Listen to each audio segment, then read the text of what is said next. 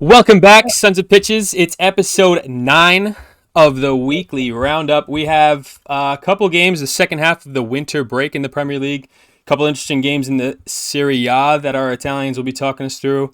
We also have some more AFCON storylines as the group phase comes to a close, and a little bit of drama in a couple games, some VAR controversy we'll get to later. But the game that opened England for the weekend was an absolute thrashing. Arsenal smashing Crystal Palace 5-0.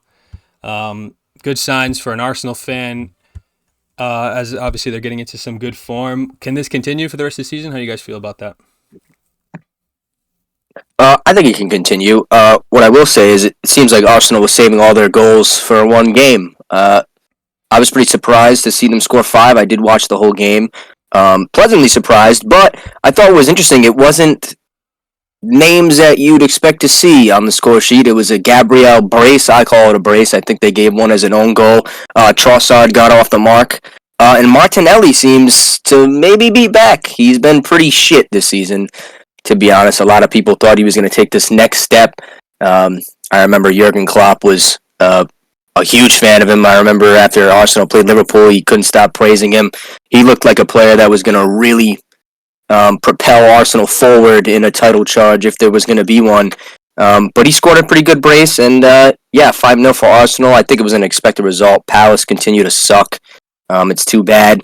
I saw the banner in the Palace away end at the Emirates saying something along the lines of, get out of the club, you're wasting talent. It was kind of sad to see Roy Hodgson stand there all depressed, looking into the distance with not much to say, so that's too bad. But yeah, Arsenal looked good. I think they'll continue, but I just thought it was interesting that no Jesus on the score sheet, no Saka, no Odegaard, no Nketiah. Those are the names I would have expected to see, but I guess it doesn't really matter. Right, I mean, the result's a result at the end of the day. I mean, Gabi Jesus did get an assist, so I guess he did contribute directly to one of the goals. But yeah, it did seem like an underwhelming performance from the key names. But I guess that's when it counts, is when you can get wins when your key players aren't playing at their absolute best. It's unfortunate because I don't know how Pat feels, obviously being a United boy. Dean Henderson having obviously a shambolic game, letting 5 go past him. I always had better hopes for him. Pat, I don't know if you had any insight when he was at the club. I mean, to me, he's bang average. I mean, I'm not really a fan of him. He's a typical Premier League journeyman keeper. I don't think he's going to do anything else. I did want to touch on, though, I did think Jesus actually played really well, even though, he did have that one assist, but he was my man of the match, I think. I was, watching the highlights because had a long night Friday, wasn't getting up that early, but, I watched the extended highlights, and I really did honestly think he was my man of the match. When he's healthy and he's, spot on, he just makes their team so much better. It's crazy. I've been pretty critical of Martinelli. I'm not a fan of him. You can ask my brother, an Arsenal fan. I tell him all the time I think he sucks. I'm right there with you. The only thing that he's really good at, to me, is taking people one-on-one. But after that, he has no end product at all. So, I mean, I think he has 4 goals, 2 assists in 19 games or something stupid. So, for a winger and the Arsenal team that's supposed to win the league, I don't really think he's good enough. I do think Trossard should be playing more. I do like him a lot better than Martinelli. But I thought actually, I don't know if you guys saw the big throw from Raya on their goal. He jump started it really quick. He picked up the ball and ran to the top of the 18 and threw it to, I think it was Jesus or Saka, and then it kind of resulted in a goal right away. So a lot of the Arsenal fans were saying as much as they hate Raya or they hate Ramsdale, they would have thought Ramsdale would have slowed everybody down, started talking to the crowd. It's pretty funny. So, but that's the stuff that Raya can bring to them, which is something sometimes you need from a keeper. So, yeah, I agree with everything you just said, Pat. really everything as a whole. I mean, my takeaways were the same. Arsenal looked back to their best. I mean, their movement, their pressing off the ball, back to the usual stuff. Same thing for Palace. I mean, I think it's only a matter of time for Roy Hodgson at this point when he gets the sack. And other than that, my only big question was about VAR in this game. I don't know if you guys saw, but on the Trossard goal, I mean, I thought it was pretty clear that he was onside, and VAR took like almost 2 minutes to make that decision. I don't know what was going on there, but I don't know. VAR's been a little questionable for me all season, really in the Premier League the most. I mean, maybe that's because we watch it the most and it's the most talked about, but I don't know. That was just a little questionable for me. Yeah, they suck at drawing the lines, G. Yeah. Yeah, but like he was very clearly onside. I thought I saw a picture of it. I mean, even after the fact, I mean, he's like 3 or 4 steps onside. I mean, I don't think it should have taken that long at all. I mean, it takes one glance. Yeah, I feel like we're gonna have a couple conversations over the next hour or so about VAR because there's a couple games with some serious controversy. But closing up Saturday, I thought we had an exciting moment when we saw the return of an apparent icon in Ivan Toney. There's a big hype around him coming back for this weekend. I know Andrew's talking about how everybody was so excited, like he had just come off some sort of career-ending injury, when all he did was gamble a bit. But I mean, hey, he got on the score sheet, so I guess it was worth the hype, and it was an exciting game. Nottingham pulled an early lead, almost ruining the whole party.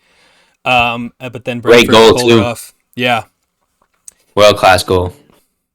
Yeah, it was a fun game. I don't know if anybody else had a couple thoughts about that game.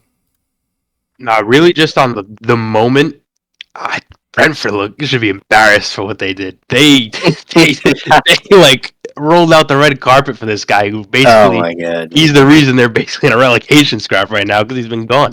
So I think if I was a Brentford fan, I'd be embarrassed for that.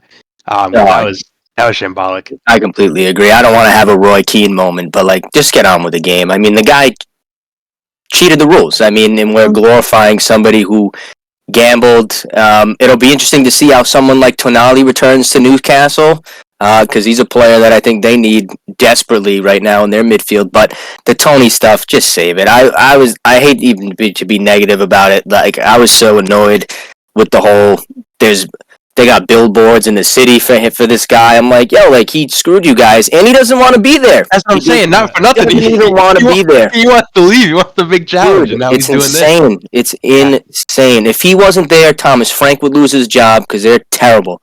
Did I smile a little bit when he scored his free kick? Yeah, but he cheated that too. That was all over Twitter as well. He's moving the ball. He's re-putting down the little spray paint or whatever they put on the field. Like, just save it, dude. I hope they go down, to be honest. That's terrible. Wouldn't you be excited if your captain came back, was netting a goal, played all 93 minutes? Not if he was saying fuck Milan. He said fuck Brentford. Oh, that's insane, bro. That's insane, dude. I don't know. I think they milked the publicity. I think it was good because everybody, dude, Brentford, Nottingham Forest. That's not like a huge game, but everybody was ready for that game. That was like everybody watched that prime time. I think they milked it, but how come we couldn't come back against Spurs away next week? I wonder why. Or Man City at home the following game. Interesting. They picked Forest. Yeah, just save it. Dude. Moving on to Sunday, another thrashing, but probably an expected result. But Liverpool smoked Bournemouth 4-0. Despite not having a couple of their players, but the substituting forward Jota had 3 direct goal contributions. Fantastic game from him. Nice to see that going into the Euro as us Portuguese fans. Comments on that game? Yeah, I thought it was a big result for Liverpool. I mean, I don't think Bournemouth away is the easiest of games. We know they've been in pretty decent form so far this season. I want to shout out Darwin Nunez. He's the first player in the Premier League in all competitions to have 10 goals and 10 assists. So I'd say that's pretty impressive for a guy who catches a lot of shit online pretty much every day. So I know I was one to criticize him a lot. I do clown on him when he misses his easy chances, but I have to say he's been very, very impressive this season, and he's been the real spark for Liverpool, especially without Salah right now. Right, yeah. Without Salah, they definitely need some more contribution from the other attackers. So that's definitely a good thing for them to see. Some contributions from Jota and Nunez. But yeah, I hope Jota stays fit because he's in another level, like when he's on it. But yeah, those injuries are always a concern. But yeah, hopefully he can continue this form and stay fit until the Euros come. Yeah, agreed. Credit to Bournemouth. I mean, getting smashed 4-0 is not too much to smile about, but they got still a couple good players. I noticed, obviously, caught my eye when we were playing Serie, as we've been doing this weekend. Marcus Tavernier, it looks like an absolute baller. He played really well despite getting smashed 4-0. And an underwhelming performance from their main guy, Solanke. But I think Bournemouth will do just fine. I think they have to realize that getting smashed by the league leaders isn't something that you're not to expect, but they would have expected. They would have hoped. Yeah, I wanted to shout out Konate. I mean, I talked about him last couple times ago. I mean, he's taken right central, and he puts the player of the month on clamps. Man, I'll tell you what, they couldn't get nothing going. Man, Van Dijk's not. You could tell he's not the same since the injury. He's still playing good, but Konate next to him. I mean, he's. I'm a huge fan of him. I wanted us to get him when they were selling, but. What are you gonna do? But yeah, big ups to him. Yeah, I agree. There was a couple bright performances in Liverpool's team on the day. Jota, what a complete player! I mean, he gets it done left foot, right foot. We've seen him score with his head a bunch of times. McAllister was actually sick. I think Klopp's gonna have a little headache when he has a full strength midfield because they have some real key players in their midfield. But I wanted to give credit to Bournemouth. I think 4-0 was kind of unfair. It wasn't the toughest, or it wasn't the easiest. Of games for Liverpool, in my opinion, up until really Darwin got his first goal, and then I felt like the train kind of came off the rails for Bournemouth because I actually thought Bournemouth played a really good first half.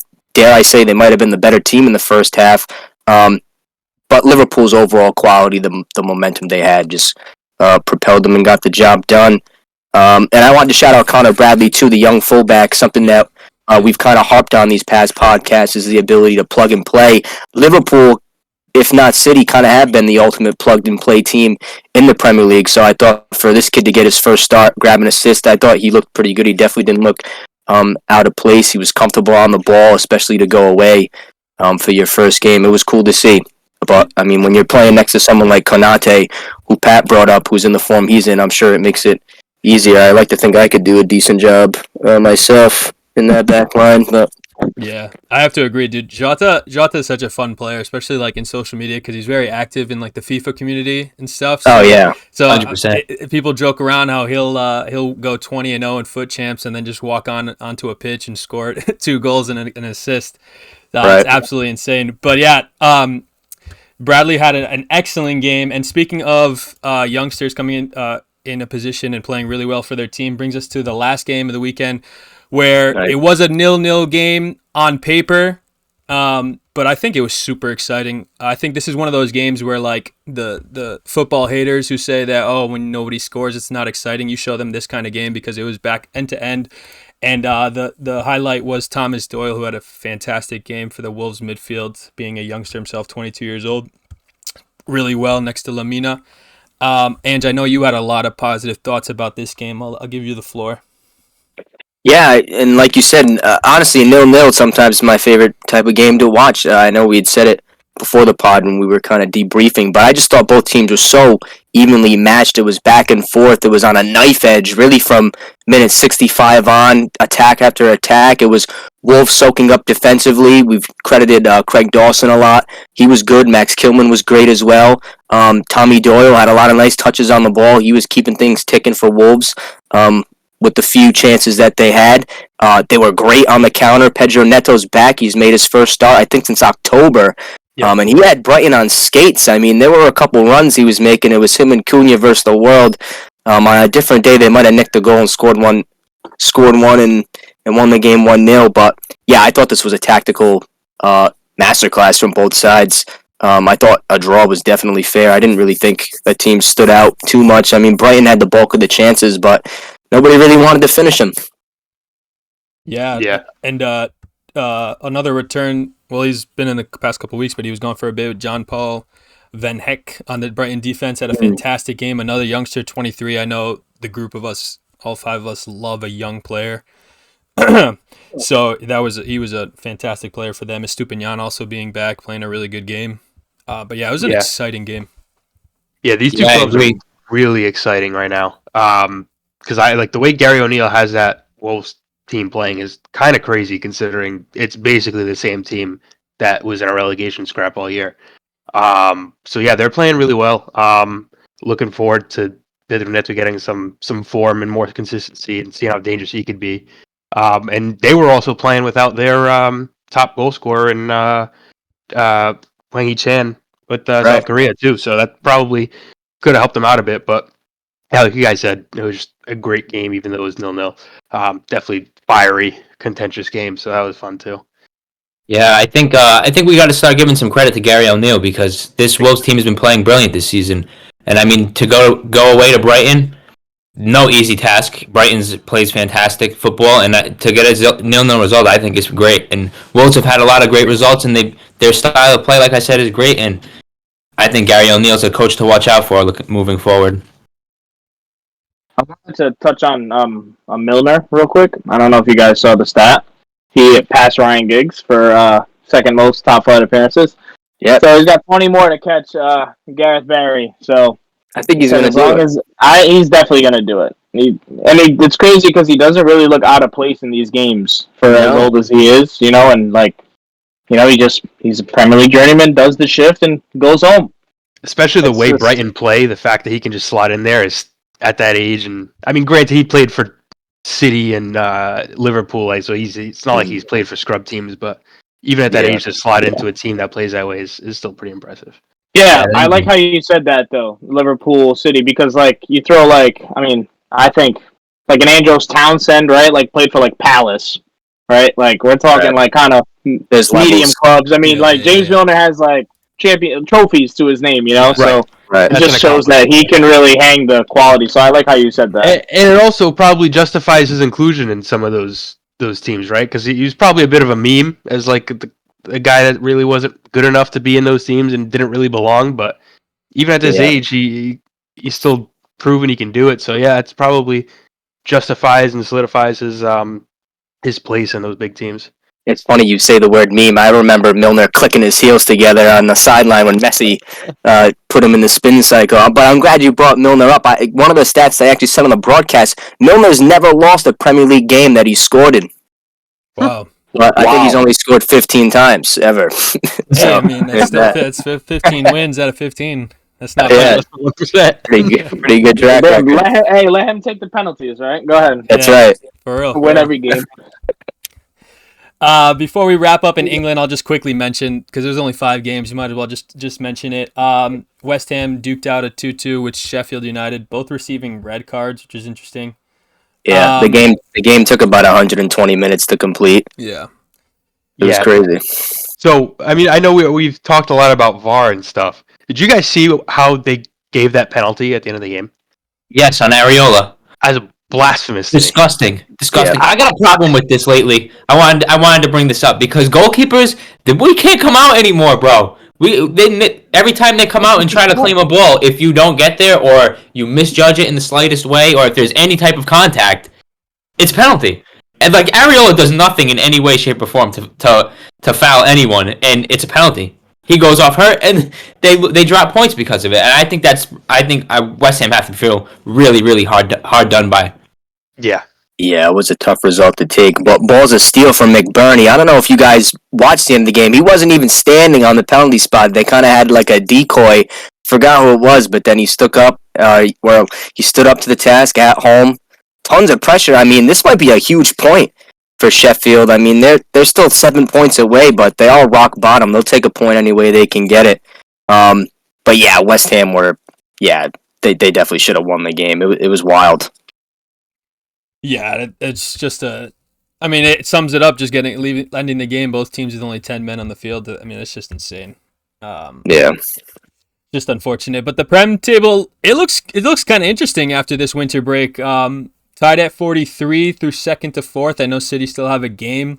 That relegation battle, while it feels like it might be wrapped up, I mean, it's still interesting. Luton still only 1 point with a game at hand to Everton right now. So it's shaping up to be an exciting second half of the season. So it'll be interesting where it goes. That being said, we will transition the floor over to our Italianos, who each had an interesting game to talk about with a little bit of interest. Roma having a new manager, Milan with a bit of drama in that game. So I'll give you guys the floor for that. Yeah, why don't you start with Roma, G? Because it was the game that led off the Serie A weekend. Now it was De Rossi's first game in charge, and the Olimpico was rocking. Not really much of a change from the fans. I bet you were pleased to see that. Yeah, I was definitely happy to see that, and I think it proves the point that if there was anybody to incite that, it was De Rossi. I also thought it was world class from the fans, and especially from the Curva with all their banners and applause to just thank Jose, because regardless of what's happened in the last couple months, he's been a great servant to the club, and I'll always be thankful for what he's done for us. And as for how we played, we had a new style of play. We changed system completely. No more 3-back. We played 4-3-2-1, much more attacking.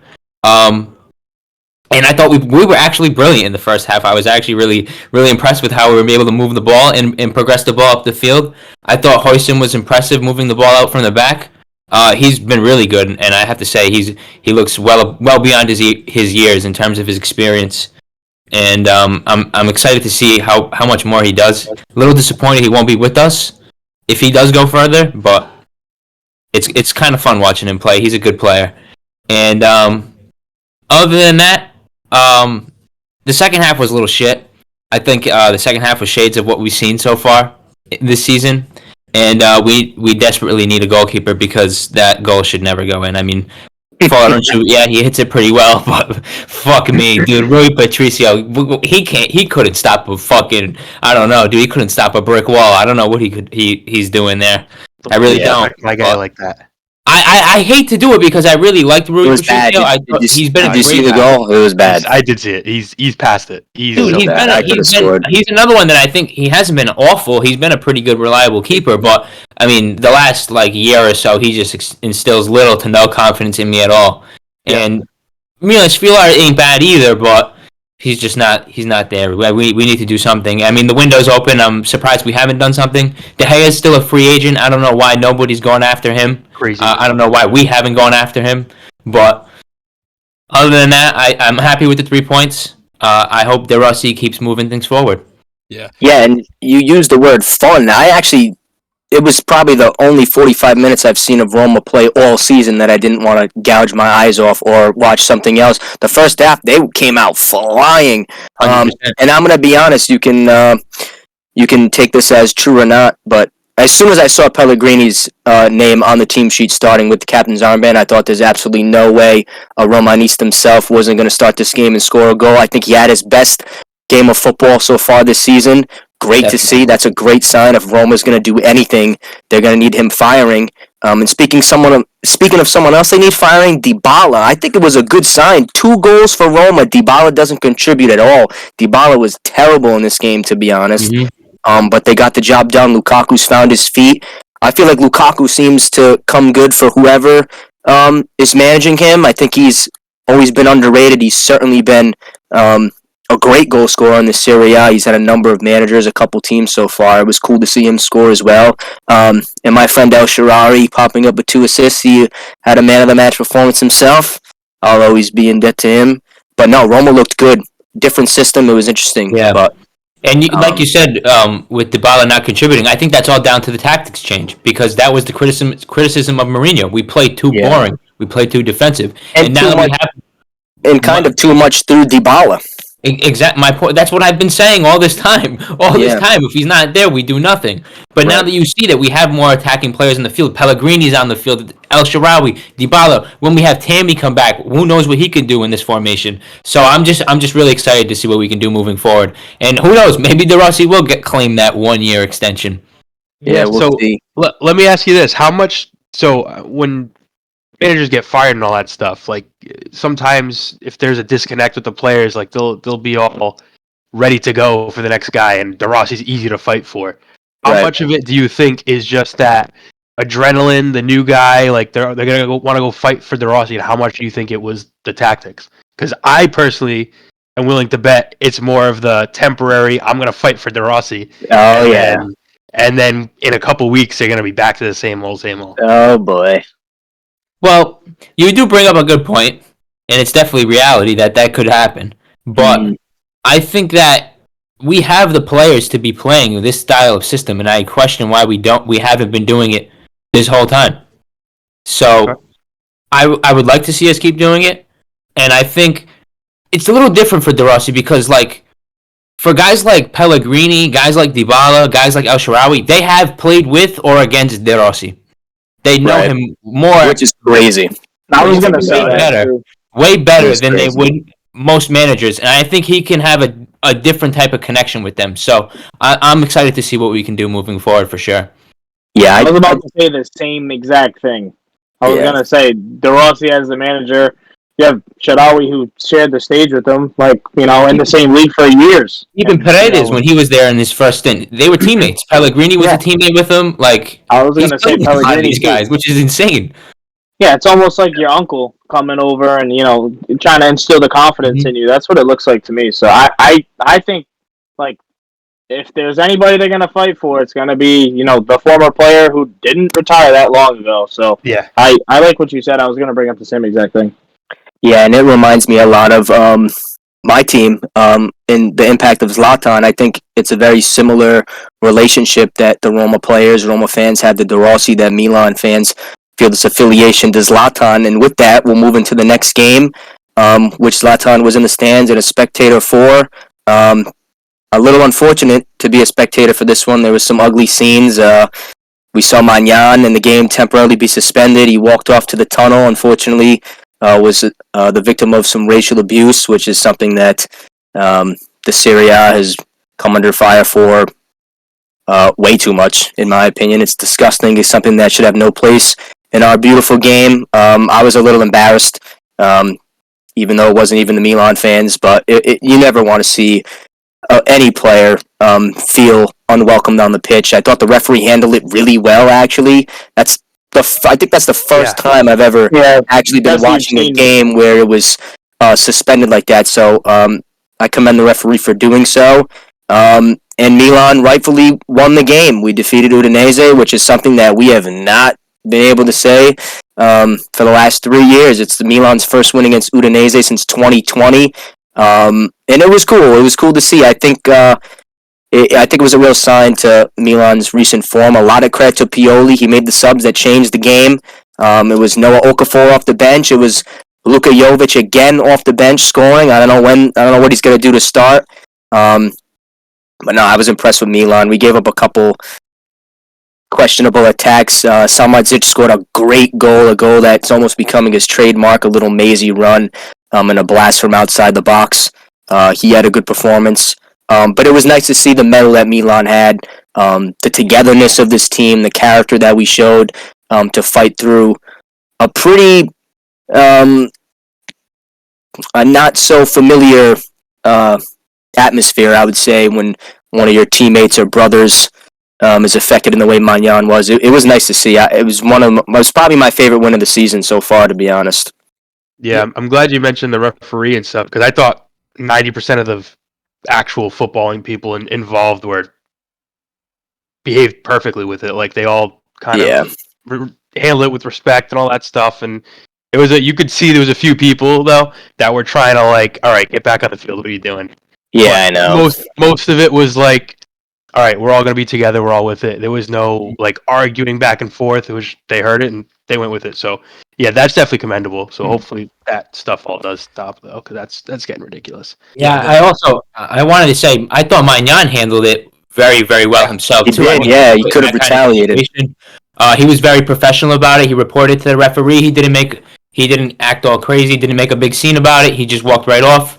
I respect him for doing that, and I respect a lot what he said after the game too. He said, you're not just speaking about the player, you're speaking about the man, you're speaking about the father, and I think that should really resonate with a lot of people, because he's right. You aren't just speaking about the player, you're speaking about a human. So I think we need to see some change here in Serie A, and I hope whatever punishment they get handed down should be a very substantial one. Yeah, unfortunately, I read that they have to. Go ahead, Nate. Unfortunately, a lot of criticism I keep seeing in like all different kinds of football media is about how the Serie A, like the racism in Serie A, is pretty unchecked as well. There's not just being a problem; it's also just not getting in the upper echelons of the league. Really not addressed at all. Yeah, it's not being addressed. It was good to see that the players all stuck by their teammate. You know what I mean? Like their families. Like he's obviously a brother, and yeah, exactly. Yeah. So they all went out. But as far as can I say one other thing real quick? Yeah. Udinese too. One thing I was really disappointed about. I mean, if you look at Udinese's squad, they have like 16 or 17 players colored in that team. I mean, if you're a supporter of that team and to be acting like that, I mean, that's pretty shameful in my opinion. So that was just another thing I wanted to say because Udinese has always been a team I kind of respected, but now I don't know. Kind of lost a little bit of respect for them after that. They have a lot of good players, a lot of fun players, especially some of those players of color, to be quite honest with you. So it's pretty disappointing to see that. Yeah. I never liked them to begin with, to be honest. There's always been a kind of back and forth relationship between Milan and Udinese, probably because they've been kicking our ass the couple of seasons. I thought it was kind of interesting that of all teams for that to happen against, it was them. But we'll see how the relationship develops. Yeah, and of course, I mean, it comes to that kind of racism stuff. It's always when they're winning for you. That they're your friends, and then when they're losing for you, we've seen it with like the England national team, the French national team. We see it all the time. It's terrible. But as far as footballing goes, Angie, this is like you already said. This must have been a really good taste of victory because I had joked about it, but after coming back out of the tunnel, it didn't seem like Milan played all that well. They were not the best team to return into the game. Of course, there was probably some reason for it, a lot of in their head and stuff of what had already transpired. But then as a Milanista, to see them go from playing probably a pretty poor game to then playing a really good game and recovering the result is a really good mentality to have. So that must have been very satisfying, of course, like you said. Yeah, it was. Pat, what did you want to add? I thought you wanted to make a point. Yeah, I wanted to ask you about Giroud, like I usually do every podcast we have. I know you say you want Jovic to start. I do get it, but like who prevails with an assist in crunch time for the win? You know, like it doesn't. He's gonna go down as one of the most disrespected players in history. I'm telling you, he gets on the score sheet. It doesn't matter when, where, what time. He's a true 9, and he always will be. I don't know. I love him. I just know you would rather fancy somebody else over him sometimes, but. No, look, I love him too, and I think, I know the reason why he's not starting. It's because our attack's not broken, so why fix it? I mean, because he is popping up on the score sheet. But it's just so funny. I mean, watch a Milan game. It's like he just does nothing until that one action. But that's all you need. I mean, he's being serviceable. He's obviously not gonna be here forever. It's probably gonna end like how Zlatan ended. It will probably be abruptly, and we'll be scrambling to find somebody to take the reins, and I think that's why a lot of Milan fans, including myself, would like to see somebody integrated sooner rather than later. For example, if he got hurt, we'd kind of be short-handed on our number 9 options because we're not really sure if Jovic is going to start and continue the form that he has off the bench. So I know why he's not starting, but yeah, it is nice that he's still popping up with contributions. I don't want to sound like a Giroud hater.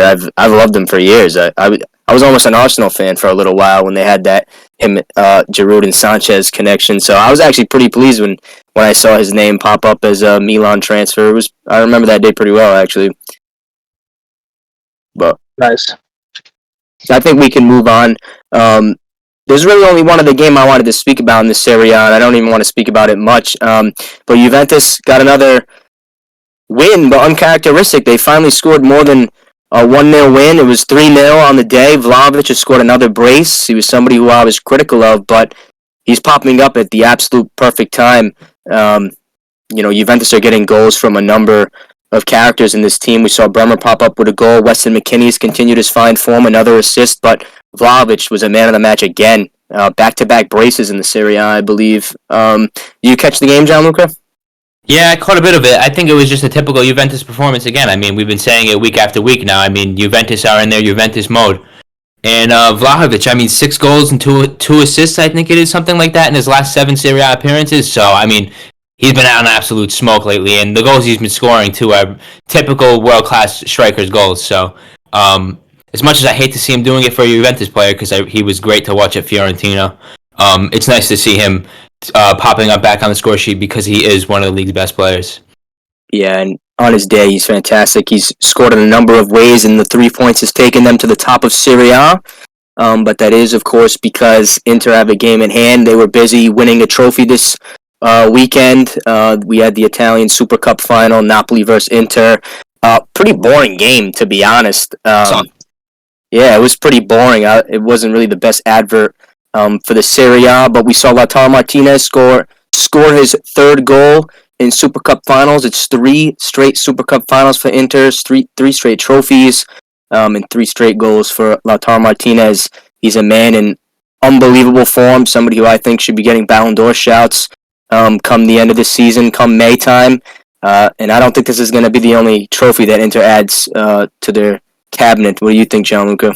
I agree 100%. Other than that, pretty shitty game overall. Napoli have been playing a weird new system. They've gone to 3 at the back lately. It's like we've switched identities with them all of a sudden. I don't know what's going on there. But, yeah, I mean, it was pretty disappointing from Napoli overall, I thought, in this game. They really didn't really offer anything. Inter were far better. The better side, really, from minute 1. I mean, they created all the chances in the first half. They probably should have been winning going into halftime. And it's kind of surprising it took them as long as it did to break down Napoli. But when they finally did, I mean, we all knew what was coming. So it was only going to be a Lautaro goal. And that's what we saw.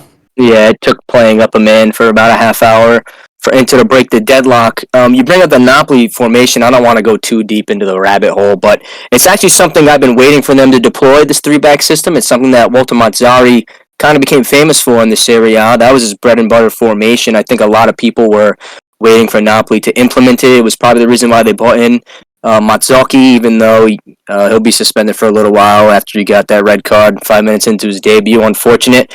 But I think we said it last podcast, too. I think it's more preparation for life without Zielinski. He was absent from the starting 11 again.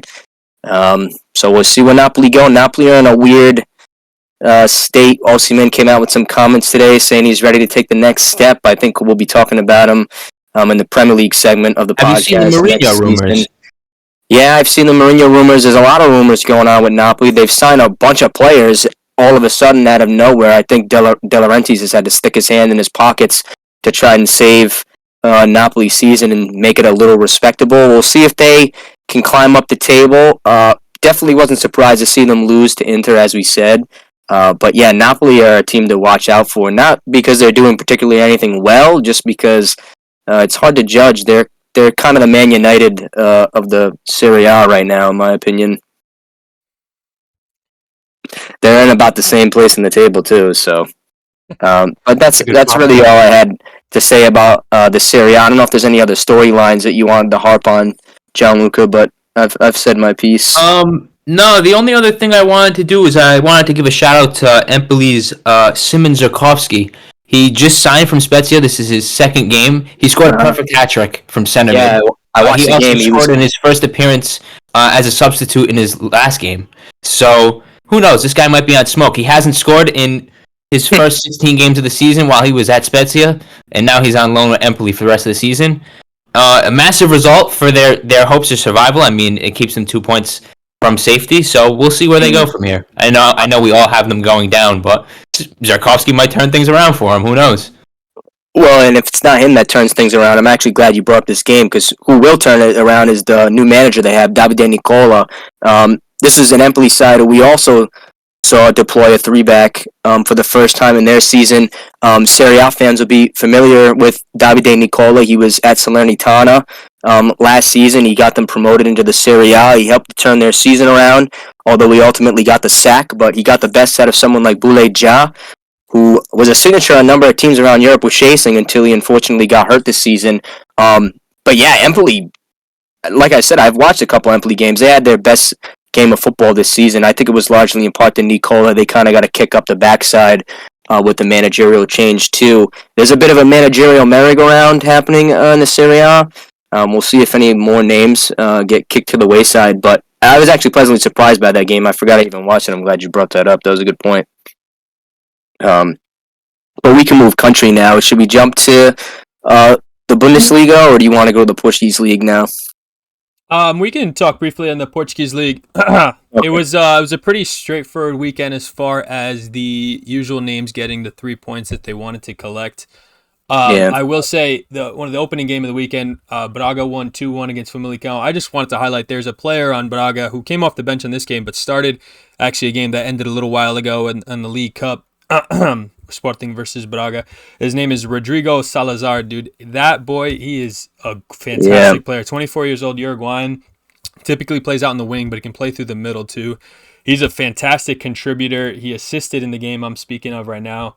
Scored that screamer against Benfica too. Yeah, he scored an absolute worldie against Benfica. He is a fantastic player. His numbers don't necessarily. He only has 4 direct goal contributions in about 16 games, so it doesn't seem like he does too much. But if you watch the game, if you watch the kid play, he's fantastic. He's our age too, which is he is really good. His somewhere numbers will tell you or give a better insight of his play. He's actually a player I was familiar with before he made the move to Braga because. He was a card actually last year in Serie that a lot of managers wanted. He was at Schalke, who unfortunately look like they might be in the 3rd division pretty soon in the Bundesliga. They got smashed this weekend by Hamburg. It was a big game in the 2nd division of Germany. But yeah, I'm actually familiar with him. It was cool to see him become a starter in a team that is in Europe. I mean, they're in European competition, so it's pretty cool to see teams like Braga reach into the 2nd division of Germany and find these little diamonds in the rough. Yeah, I think that's a common trend. I mean, me and Jay will gas up our own teams, but I think the Portuguese scouting system, we do pretty well to find some hidden gems because, unfortunately, a lot of the clubs in the country can't afford it. So a lot of them do end up finding these really sneaky, cheap players. I'm glad Braga got in on it because that's now 5 clubs, if you include Guimarães, that are just finding all these diamonds in these lower leagues or kind of buried in other teams. Yeah. So it's definitely a good showcase this league for young talent. Yeah, absolutely. Moving to my Sporting, they started off playing really well, and then the scoreline would suggest that they had a dominant performance, but I was a bit nervous after the first goal went in because it was a Vizela goal that went in. Of course, traveling to some of the smaller clubs in Portugal can be difficult. Sometimes the pitch isn't that great. The conditions can be a little bit challenging. But needless to say, we should be performing. We played pretty well, but we did let up first, and then Paulinho scored, got neglected by VAR, and then the man himself, Victor Gyökeres, again had a brace. Paulinho had a fantastic game too. I normally don't reserve a really strong opinion about him being any good, and I was kind of pissed that we had spent so much money on him originally. But he did contribute, again, 3 direct goal contributions. Trincão had a good game, too, who I've also been kind of judgmental of with 2. 2 assists. So it was a fantastic demonstration of our talent. And I think we're a really good team, and I'm glad we're holding our pace. I think Sporting fans owe some apologies to Paulinho because he was dragged through the dirt as an awful signing, waste of money. Yeah. And it is pretty comical that it took him playing out of position and then the best 9 in the league to come in to actually perform. But he's been very important to you guys, and I genuinely don't think you guys are even the top 3 maybe if he's not there because he's saved you guys a few times because of the reliance on Gyökeres. So it's definitely he's been very important for you guys. Yeah, I mean, his critiques, it was rightfully so. He was playing pretty terrible. Right. And even though he's having a better season, actually, I didn't even mention last week, but the game I did attend, dude, he missed sitters. It was embarrassing to watch. That's the player he is. And it's just silly, but I am glad that Victor Gyökeres is playing so well up front, and he does a lot to create chances for his striker partnership anyway. Paulinho's finding a bit of form because obviously Victor Gyökeres is just not going to stay at the club in the summer. It's just not going to happen. So we need someone banging in goals. So hopefully he can continue to do so. But yeah, I mean, like he did get a lot of hate. I think some of it was deserved, but maybe not too much. But I'll give you the floor for Benfica, who had a 2-0 win against Boavista. Before you move, can I ask you a question, Nate? Yeah. So. And Jason, for you too, obviously, when you get the floor, I wanted to ask. So in the Premier League, obviously, like the smaller clubs, they always have this saying like, "Don't fall in love with loan players." Yeah. How heartbreaking is it for you to like pick up a player and he's like absolutely tearing it up, and then you just said it, like he won't be there in the summer. Like, how does that? Like, when does that? how does that make you feel? Like, I could only imagine the heartbreak sometimes that you guys deal with, with like these players really having a season and then automatically they're gone in the summer. Like, you can't even get the chance to watch them grow. You have to watch them grow from afar. Yeah. It's honestly wild to like actually think about that, I think. And I just wanted to know like how you guys both feel, because obviously you guys are like two farm system clubs for the big teams.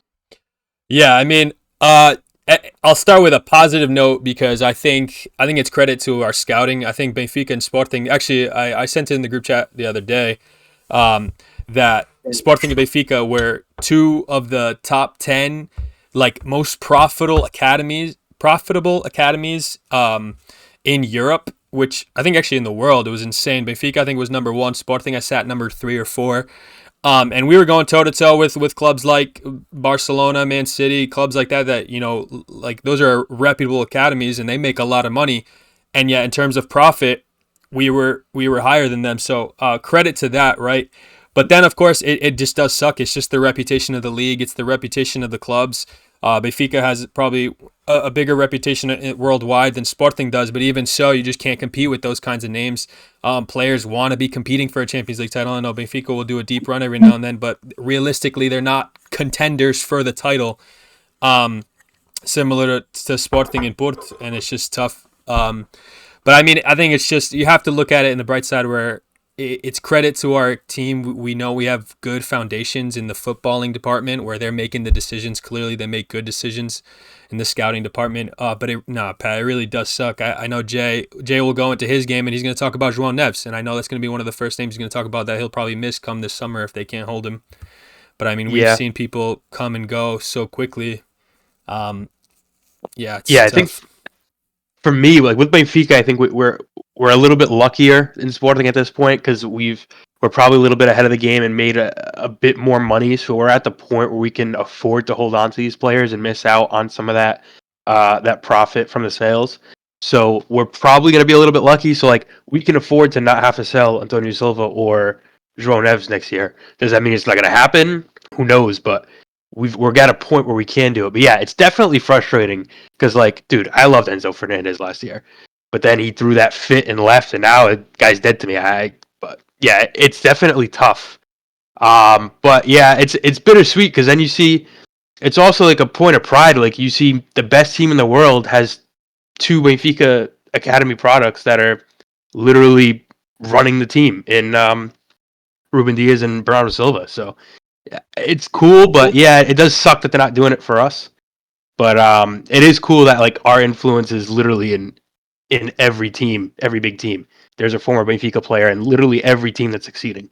So it's definitely cool, but it's frustrating. Yeah. But hopefully we're both getting to a point because like I can see Sporting selling on a few of these players and making enough money to the point where they're in a similar situation as us, where they can start just reinvesting and actually building a good team of established players, not just prospective big signings for somebody else. So, yeah, definitely frustrating, but yeah, bittersweet. It's okay.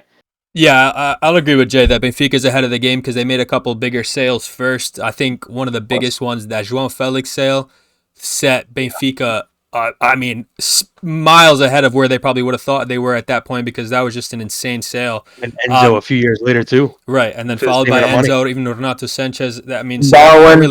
That was a lot of that kickstarted. I think João Felix sale kickstarted a lot for Benfica, and I think even though I'm gonna hate to see him go because I think Victor Gyökeres, if he stays 2 or 3 seasons, it would be like absolutely iconic in Sporting history. Just if he continues obviously this form. Best striker in your history. For sure. If he's there for 2 to 3 years, performing at this level. Yeah. Best striker in your history. Right. Okay, yeah. I thought you meant just the one season. Yeah. But yeah, it's so. I mean, and then Ignacio is rumored to go, and Diomande is rumored to go too. Like apparently, Sporting already looking at replacement center backs because that's going to be 2 of our starters that are going to go. However, the thing that Portuguese League has been doing better of is actually putting release clauses and forcing clubs to pay those release clauses. So if that comes to true, we'll get 240 million this summer because Gyökeres is at 100 million release clause, Diomande is at 60, and Ignacio is at 80, or vice versa. But it's a total of of about 240. And if Sporting can stay strong to at least close to those numbers, that's a good chunk of change that comes into the club, and then hopefully we reinvest. And I know our scouting department's really good. But yeah, Pat, that was actually a great question because it like Jay said, it's very bittersweet, and it just depends on how well we reinvest the money. Yeah. But as far as footballing go this weekend, Benfica, Jay, how did you feel about the game? Yeah, so another good performance. It was the first time that we've had a different lineup, which granted it was just one sub. Florentino starts over João Neves, which is really surprising for me.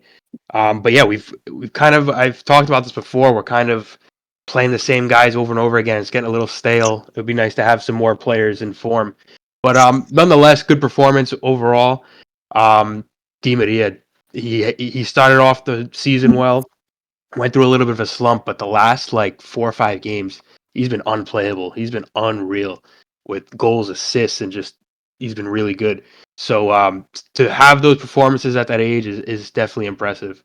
But yeah, another bright spot was definitely Marcos Leonardo coming off the bench again and scoring. So I think he's got like maybe 40 minutes of game time in the league, and he's already got two goals. Yeah. So with the cup game coming up tomorrow as we're recording, I probably expect him to start, and if he does well there, he's probably his spot for the rest of the year.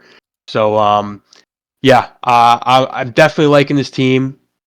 We've been signing a ton of young kids, which is really good. I saw something of our So exciting. Dude, are you 20? I need to start watching Benfica play, dude. I could go down such a rabbit hole. And I kind of wanted to add to the piece of you guys talking about transfers, but I didn't want to make it a whole huge segment. But yeah, someone like Marcos Leonardo, even this Benjamin Rollheiser kid, just wait. I mean, this kid was ripping up the Argentinian league last year. He'll be coming with his friend Gianluca Prestigiani, who, if you haven't seen clips of him yet, might be one of the best dribblers I've ever seen dribble a football in my life. I think there's going to be. I mean, the sales of Nunez, Enzo were big. Yeah, I'm telling you, just wait, because they're signing a couple kids that I say are almost more talented than players that have already left Benfica. Sure. I mean, this Marcos Leonardo kid is going to be unbelievable. I think he's better than the kid that Barcelona paid for Vitor Roque. That's just my opinion from what I've seen. I couldn't believe the fee that Benfica signed him for. But yeah, watch the Brazilian League, guys. The Brazilian League's good. A lot of talent. You learn these names. I know. I can't believe the amount of U23 talent we're going to have. It's unbelievable in this team, and not to mention we still have our academy generating players. I mean, realistically, we probably the only big name we have in there right now would be Hugo Felix, João Felix's younger brother. Usually, there's always been big names in the academies everyone's keeping an eye on, and there really hasn't been. Even João Neves wasn't a big name, which goes to show you how good that academy is. And he came in and took his spot and ran with it. So yeah, this team is going to be so good in the future, and probably going to work out at a perfect time, because I could see Rafa seems like he's out. I could see João Mario calling it quits pretty soon. Di Maria is probably going to Argentina next year, so it's a perfect time for all these guys to come in. Yeah, Otamendi's not getting any younger either. Right, he might not be here another year either. But we already have a young center back in Tomás Araújo ready to go, who honestly has looked better than Antonio Silva the last few games he's played. Granted, it's little stints, but so I mean, I think this team is built for success now and in the future, because I think all those guys can contribute. And we also have that kid Sheldrup who's tearing it up on loan in the Danish league. So definitely looking bright for Benfica. I'm definitely excited. I'm glad we're playing well again. So this is going to be a fun title race, Nate. Yeah, I know. I'm glad almost that your signings are all for the future, so that the league can hopefully get wrapped up without any big changes. I think Benfica, the first half, I think you probably would have been pissed off, because I think Benfica had some good chances, but it just didn't seem like they had that ruthless finish. But thankfully for Benfiquista, you guys got that touch later. And actually banged in 2 goals, because it looked Boavista might have shut you guys out at home. Boavista is one of those teams that sometimes they come to play. and they don't like to just roll over. Yeah. And they were the team that gave you your only defeat in the league when you went away to Boavista. Obviously, you weren't playing as well at that point, but still. That club's a mess, though. It's unfortunate because they should be up there with the other top 5. In terms of the club size, they belong there for sure. But yeah, that financial issues and all that stuff. So yeah, that's unfortunate. But yeah, absolutely. I will say I am a bit envious. I will say of Benfica in terms of the way they sign youth. Being a football manager guy myself, they're doing a lot of that. Just looking at people with high potential ratings and then signing them up to sell them on later. Hopefully, if Sporting do make the money that I said that they are anticipated to make this summer, they do something similar, buy a couple players for the first team to replace, and then look for players for the future that will play in the youth ranks. Sure. I think they typically do that kind of thing, and hopefully with this kind of chump of change that should get, they will do it. And then as far as the other big 3 club, Porto had a smashing 5-0 game. There was, I think it was this game, there was a bit of controversy. I think I sent it in the group chat where there was a penalty shout, and the Porto player doesn't even get touched, and the referee just doesn't even care. No VAR interference, no nothing. I just as much as we talk about Porto and stuff, I just can't stand the club, honestly. But I will say a little impressive with Taremi on loan being the main source of their goals and attack. Right. But yeah, I can't stand that team. Yeah, I mean they have this Alan Varela kid, 22 years old, Argentinian, had a banging game against Moreirense, 2 assists and a goal. So as far as youth goes, with a blind eye, not realizing that it's Porto, that's an awesome pickup. It's great for the league. But as far as the club goes, I just can't stand them. So unless you guys have any questions for us, we can change over. We can jump country. Yeah, so a big game, I think we'd all agree is probably the most exciting game this weekend. We did highlight it as a game we'd mostly try to catch and talk about. Was a big game in the Bundesliga, probably the game of the weekend, especially since Bayern lost, but we can also get to that later. It was Leverkusen versus Leipzig, which, just looking at it from a scoreline point of view, 3-2, late goals. I mean, there was drama. That was a fantastic game. I unfortunately couldn't get a reliable stream for it, so just on paper and from the highlights, the game looked phenomenal. But I want to know, play by play, how did you guys feel about the game watching it live? It was utterly fucking fantastic, in my opinion. I thought Leverkusen were shit by their standards in the first half. I mean, they couldn't really do anything. They couldn't move the ball in their way. They couldn't break Leipzig down, and really Leipzig were doing everything they wanted when they had the ball. Leverkusen were really shaky at the back at times. Jonathan Tah picked up his 5th yellow card of the season, so he's going to be suspended for the next game. That already adds to Tapsoba and Kasunu, who are away at AFCON, and Frimpong got hurt in this game in the first half. So it was pretty shitty up until halftime, pretty much for Leverkusen, and then all hell broke loose in the second half. I mean, the second half of this game was fantastic. It was one of the best second halves I've seen all season. It was end to end. Leverkusen really completely different from the outset of the second half. They scored within 90 seconds. Nathan Tella was ghosting at the back post. Nobody picks him up, and from there it was just all Leverkusen. I thought they were all over Leipzig. They gave up a shitty goal off a poor corner. I mean, I don't know what the hell they're trying to do. One of the worst corners you'll ever see. Yeah, I mean, it might have been the worst corner I've ever seen in my lifetime, and they really, I mean, they shot themselves in the foot there. There's no better way to describe that. They respond right back. Another poor piece of defending from across, in my opinion, from Leipzig.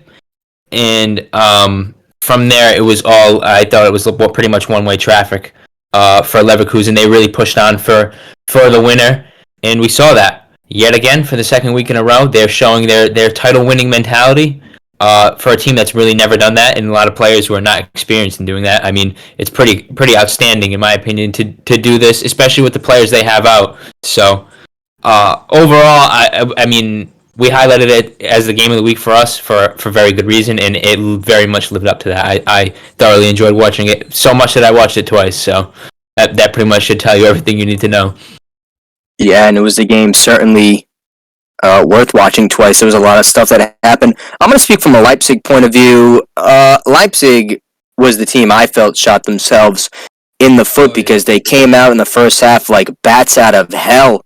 Leverkusen couldn't breathe in the first half. I mean, it was Leipzig who was at home. They used every bit of their home field advantage.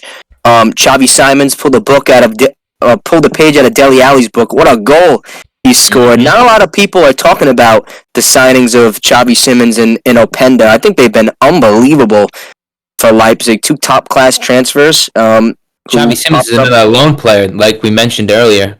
Right. He would go back to PSG. So yeah, but both players popping up with a goal. And they must feel hard done by. I mean, to give up 2 goals from corner kicks. I mean, come on. Especially the one from Hincape right at the death. He was absolutely unmarked at the back post. I don't know how in a 2-2 game that you can let a runner to the back post like that go pretty much unchecked. And Leverkusen nicked it. It was a classic team who was contending for a title type of performance, in my opinion. You did highlight the players that they have out, some key players as well.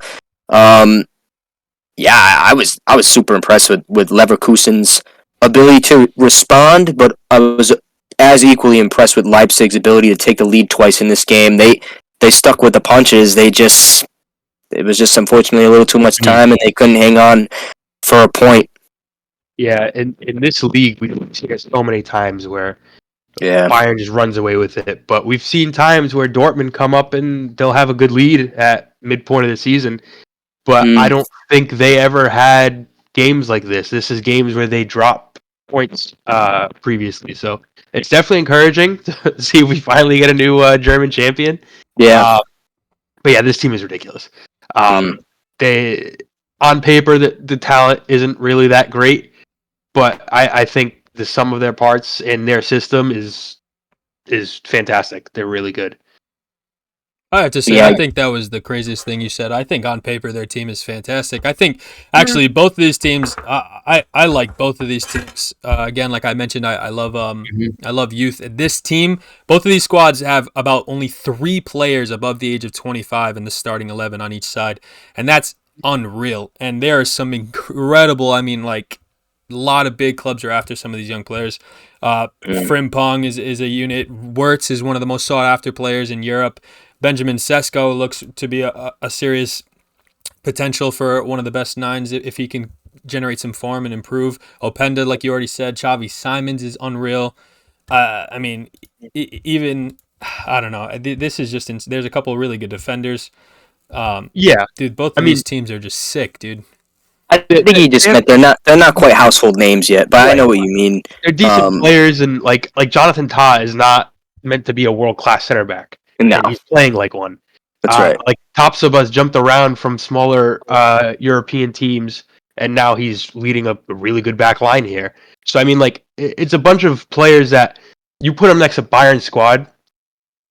Realistically, this team should get steamrolled 5-0 every game if you could just go on paper to paper.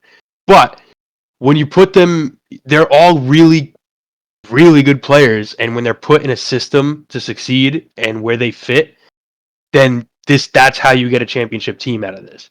I think Xabi Alonso has literally created a fantastic squad. He's getting more out of what the players actually are, which credit to him. But yeah, not to disrespect some of these players. Like there's some really good young talent here, but it's just they're definitely really impressive. Yeah, and I thought a player who was impressive again was Grimaldo. Not just for the 2 assists because they were just from corner kicks, but his ability to link up play from left back where he is. He's really garnished so much attention, and I think that opens up a lot of space for a young player like Wirtz to pick up a ball in the half spaces, drop his shoulder, make a man miss, and then it's all downhill attacking from there. I was really impressed, and like we kind of say, I think the best teams are those teams that, despite having to rotate, they don't really see a drop in form, and it's something that we've said with some of these previous Dortmund teams. Sometimes a key injury will derail their seasons. in their chances of contending for a title. I mean, Leverkusen have probably their biggest key player out in Victor Boniface, and to go away to Leipzig and still score 3 goals says everything you need to know about their system, their ability to keep continuing throughout. Going down twice in this game, I think says a lot about their mettle and a lot about their team. And obviously, they must feel pretty good looking at the table now with Bayern. Shock loss at home to Werder Bremen. It's not too many times they lose at home at the almighty Allianz Arena. I mean, they do have a game at hand. They can make it a 4-point gap, but I'm sure Leverkusen are licking their lips. A 7-point gap at the halfway point in the season, over the halfway point in the season now, must feel pretty good. Yeah, the only couple of things I wanted to touch on from this game was the guy who scored, Mitchell Weiser. I'm sure us football nerds would know. He's a former Bayern and Leverkusen player, so pretty interesting that he's the one of all people to score. And the other thing I wanted to say was it's pretty crazy. This is the first time in 32 games that Werder Bremen have beaten Bayern Munich. The last match was in 2008 that they won. They beat them 5-2. They thought they won the league. Did they win the league that year? Yeah, that was when they won the league. And since then, they've tied 3 times and lost 29. So big ups to them for getting their first win in a while against Bayern. At Bayern, too, which is pretty impressive. Like, even more impressive, if you look at the league table, Leverkusen's got 14 points on the 3rd place. So, like, these two teams are playing at an elite level compared to the rest of the league. So it's definitely I hope it's not much of a title race because I really want Leverkusen to win. I hope they can keep this gap pretty wide. So yeah, this might be the first time I'm actually excited to watch some Bundesliga because typically a pretty shit league considering it's Bayern every year. But yeah, Leverkusen are very fun to watch. Yeah, I think it was in a couple of weeks we're gonna have quite an interesting game to watch is when Leverkusen host Bayern. And that could be the point where we almost wrap up the league. It'll be really early, of course. There'll be a lot of room for some errors. But I think if Leverkusen take those 3 points and then obviously just continue to play well, that'll be it. And Bayern will be out and running, which is going to be interesting. There's actually an interesting little bit of history to be made regardless of how Bayern finished this season is because Kane has gone every season trophyless and then Kingsley Coman has gone every single season with a trophy. So one of those 2 players is going to break their streak. And it'll be pretty depressing if it's Coleman that breaks that streak. And then Harry Kane, a player worthy of many trophies, I think. I think it'll be fucking hilarious if they lose the trophy in his first season. I think it would be pure comedy. It would be comedy. I don't think the football gods could have wrote it any better, honestly. Yeah, as far as club goes, I would like to see Kane win something, but... Me too. And then the other club that we like to talk about, Dortmund, had a good game, 4-0. Sancho had a decent performance, but there was a little bit of drama in that game. Yeah, well, a lot of people are still waiting for Jadon Sancho to grab that elusive first goal in his second stint at Dortmund. He had a chance to do so. From the penalty spot, he drew a pretty good penalty. He had the defender on skates, and then Nicholas Füllkrug refused to let him take the penalty, which I didn't think was the best touch. But as strikers do, they feel that it's their responsibility to finish penalties. He did score it, so that's good to see. But yeah, I didn't like to see that. I would have liked to see Sancho score. It would have been a perfect way to get his confidence back if he doesn't have it back already. He's already digging into his bag of tricks with these, behind his leg first touches and stuff. It's cool to see him rekindle his form because he was really one of the best players in Europe in his last stint at Dortmund. So I'm excited. I'm a fan of Sancho. I'm waiting for him to score his first goal. I would have liked to see it this weekend, but it's too bad it didn't happen. I know. Yeah. Unfortunately, Patrick had to step away because it would have been interesting to ask how the night and day difference because Sancho just looks ecstatic. Oh, he doesn't want to talk about that. Yeah, he looks ecstatic. He looks so happy to play, and I think United could need this version of Sancho in their team absolutely. at the moment. For sure. Yeah, another player that I think looks great right now is Ian Maatsen. He's been impressive at left back at Dortmund. I think kind of crazy. I don't know how Chelsea let him go considering the form he's in right now. I mean, he's been doing it. He's been doing bits. I thought he was Dortmund's best player. I mean, I didn't really catch the full game. I saw a lot of highlights, but he was creating pretty much everything for them going forward, and he was playing left back. So I think that says a lot about the type of player he is. And the only other thing I wanted to say is we've been kind of critical of Dortmund the last couple of weeks on here, but they've quietly snuck 1 point back out of the European places, and they're right there again in the fight for the Champions League places. I know they had quite a little rough run there in like December, November-ish, but I'm sure that return of Sancho plus Maatsen is giving them a real boost, and I think they'll be kicking on because Stuttgart's been struggling lately. Yeah, they'll fall down the table, I think, as we predicted. But yeah, Dortmund are a team to keep an eye on the second half of the season. Now, they're obviously not going to contend for the title, but they are still alive in Europe. They have a pretty favorable draw, hosting PSV, who are no mugs, in my opinion. I've watched a lot of them. I think we're going to touch on them a little later, given the result they had. But yeah, Dortmund are fun. I think Sancho might be the perfect addition. I think we might see Dortmund make a little cup run in the Champions League. They were really impressive, at least in the games I watched. I pretty much watch all their group stage games, obviously being in the group with Milan. But yeah, always a fun team. It's too bad that it'd be cool if it was a 3-horse race and they were rekindling the form that they had of last season. They heartbreakingly lost the league on the final day. It was terrible to see. I think nobody wanted to see that except for Bayern fans themselves. But yeah, it'll be interesting if they can get back in the top 4, because it's probably will be Stuttgart that drops out. Yeah, and with that, I think we should move to Spain, where there was a bit of drama, and also but a bit of a storyline kind of playing out in Spain, maybe a little bit different than we had predicted in our mid-season predictions. But we'll start with Real Madrid, who had trailed the game 2-0 to Almiro and having an absolute just stinker, I think. I think they were just not performing well at all. Maybe they had some chances here and there, but they just could not put them away. They looked toothless for a while. But then, of course, that changed with a penalty. Bellingham bearing the penalty. Vinicius apparently controversially scoring. There was some controversy about it. I saw it. I thought it was pretty clean. I know I can see where people would argue it. And then, of course, Carvajal scoring in the dying minutes of the game with 9 minutes of added time. How did you guys feel about that result? I want to talk about the VAR decisions in this game. Okay, yeah. Because, first of all, I mean, the handball that when Bellingham scores the penalty, a little suspect in my opinion. I don't really think there's much the defender that he can do there. I mean, it was headed into him, right? Yeah, I mean, it's really like there's not like I said, there's nowhere his hand can go really. Like, not. But not only that, there's precedent that isn't a foul. If it's headed down into you, it's the my point exactly. So I don't get it. Yeah, so that was pretty suspect for me. The Vinicius goal, I understand why it was given, but at the same time, like, I don't think it's clear and obvious that it hits his shoulder. Like, to me, it looks more like it comes off this area of his arm, and as far as I'm aware, that's a handball. So I don't know. I'm not that one. I'm not really too griped about, but the goal that they had disallowed, I have a problem with. I don't think that's a foul at all.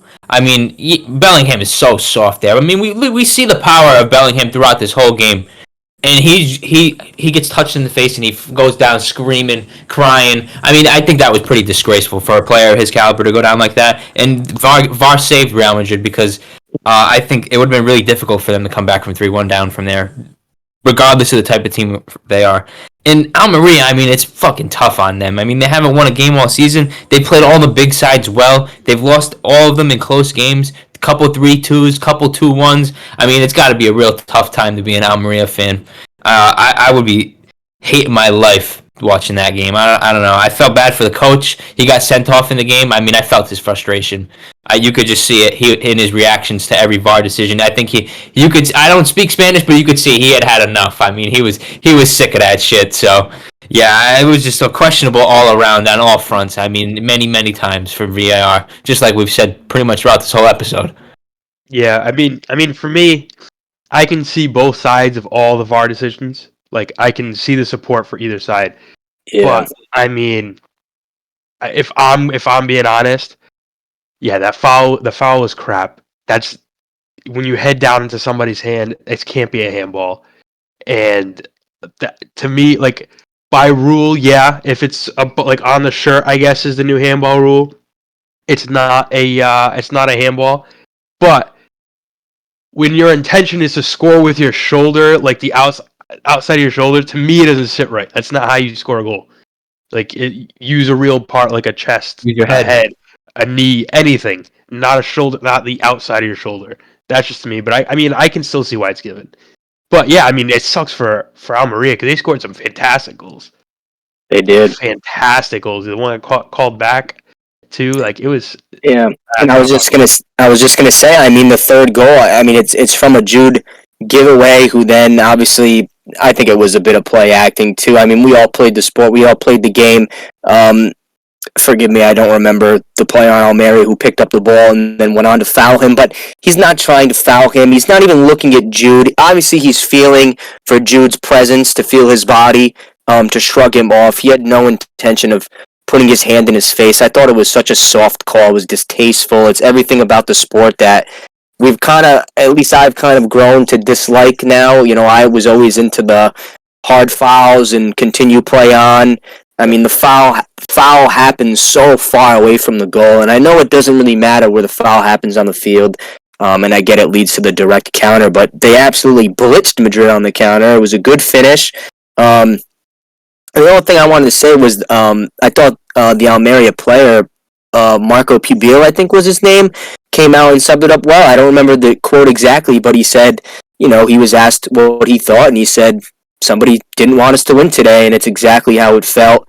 Mm-hmm. And it just sucked because it had direct implications. I think, you know, if Madrid had gone on to lose the game, obviously, another big game in the league that happened was Girona, a 5-1 smashing of Sevilla. I mean, Girona would be first place with a little bit of a gap, and it'd be fun, and it'd be interesting. It's still interesting, but it's just a little distasteful. It's stuff like that that really takes away from the magic of the sport, the magic of what Girona is doing. It affects so much. All these points are so important. Even for a team like Almeria, I mean, for the rock-bottom team in the league to go away to Madrid and snatch all 3 points could have been the exact thing to turn the tide, to turn the table, to give that team a little kick up the backside, give them some momentum for them to try to fight to stay in the league. And I just think there's almost like no respect for these teams at the bottom of the table, the way some of these decisions go against them. And I'm not trying to say that, you know, the referees favor the biggest clubs and the teams at the top end of the table, but it's just really how it feels sometimes. It's hard to say. I mean, from a neutral perspective, you know, we know when our teams, or when we feel like our teams are being given the short end of the stick. I felt just as terrible as probably every Almeria fan did watching the game and taking it all in. It was just gross. It's not a good advert for La Liga, in my opinion. But that was really all I had to say. I just feel terrible for them. Yeah, I think it's tough because I think because like Real Madrid had the lion's share of possession, they had the lion's share of the chances. I mean, but they're also on paper the better club, so they should do so in a better fashion. They should win in a better fashion than they did. Oh, completely agree. Yeah, and it's tough. It's just not the way that any team should want to win a game of football, right. In my opinion. You're Real Madrid. It's Los Blancos. It's this dominant team, the best team in Spain. At least in my opinion, I think they're the biggest club, and you're playing the last place team at home. I mean, have a little more respect for your opponents. I didn't like the way Carvalho celebrated and gloated and took his shirt off and riled everybody up. I mean, I understand competition is competition, but I didn't like any of that either, to be honest. Yeah, but that's just me being a miserable football fan. I think Vinicius also tweeted some videos of his goal and everything too. Yeah, kind of rubbing it in. Vinicius was doing it because he was getting a lot of hate saying he scored the handball, and I think that's such a debatable goal.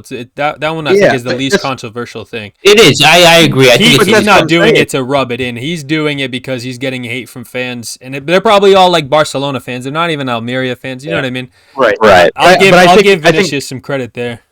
Talking about it as fact when that's like the most 50-50 call you could make. Right. You can't be mad either way. It's just a little All right. They're Yeah, that was too. you scored that against the worst team in the league. Right. So like, I don't know. It's questionable. One other thing I wanted to say real quick before we move from this game. Did you guys see that bicycle kick that Jude almost scored? Yeah, that was Bro, otherworldly. that was one of the most outrageous things I have. To see a kid of that size get up like that and do that was just. I was speechless, honestly, watching that. I had to go back and watch the highlights and watch it back a few times. I mean, it was absolutely insane. If he scored that, I think that was easy Puskás winner for the year already, sealed up.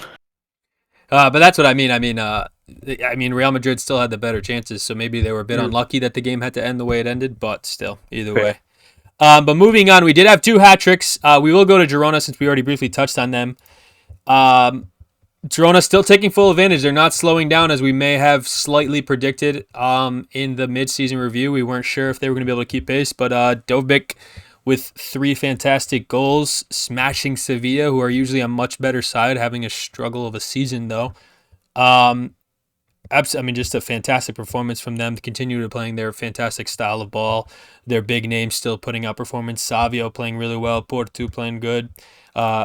Jan Kuto on the right back getting an assist. Daley Blind still a fantastic center back performance. Such a fun team to watch play. Dude, 6 hat trick is crazy. Yeah. For anybody. Yeah, I mean that's some insane numbers. I'm sure he might catch a move soon.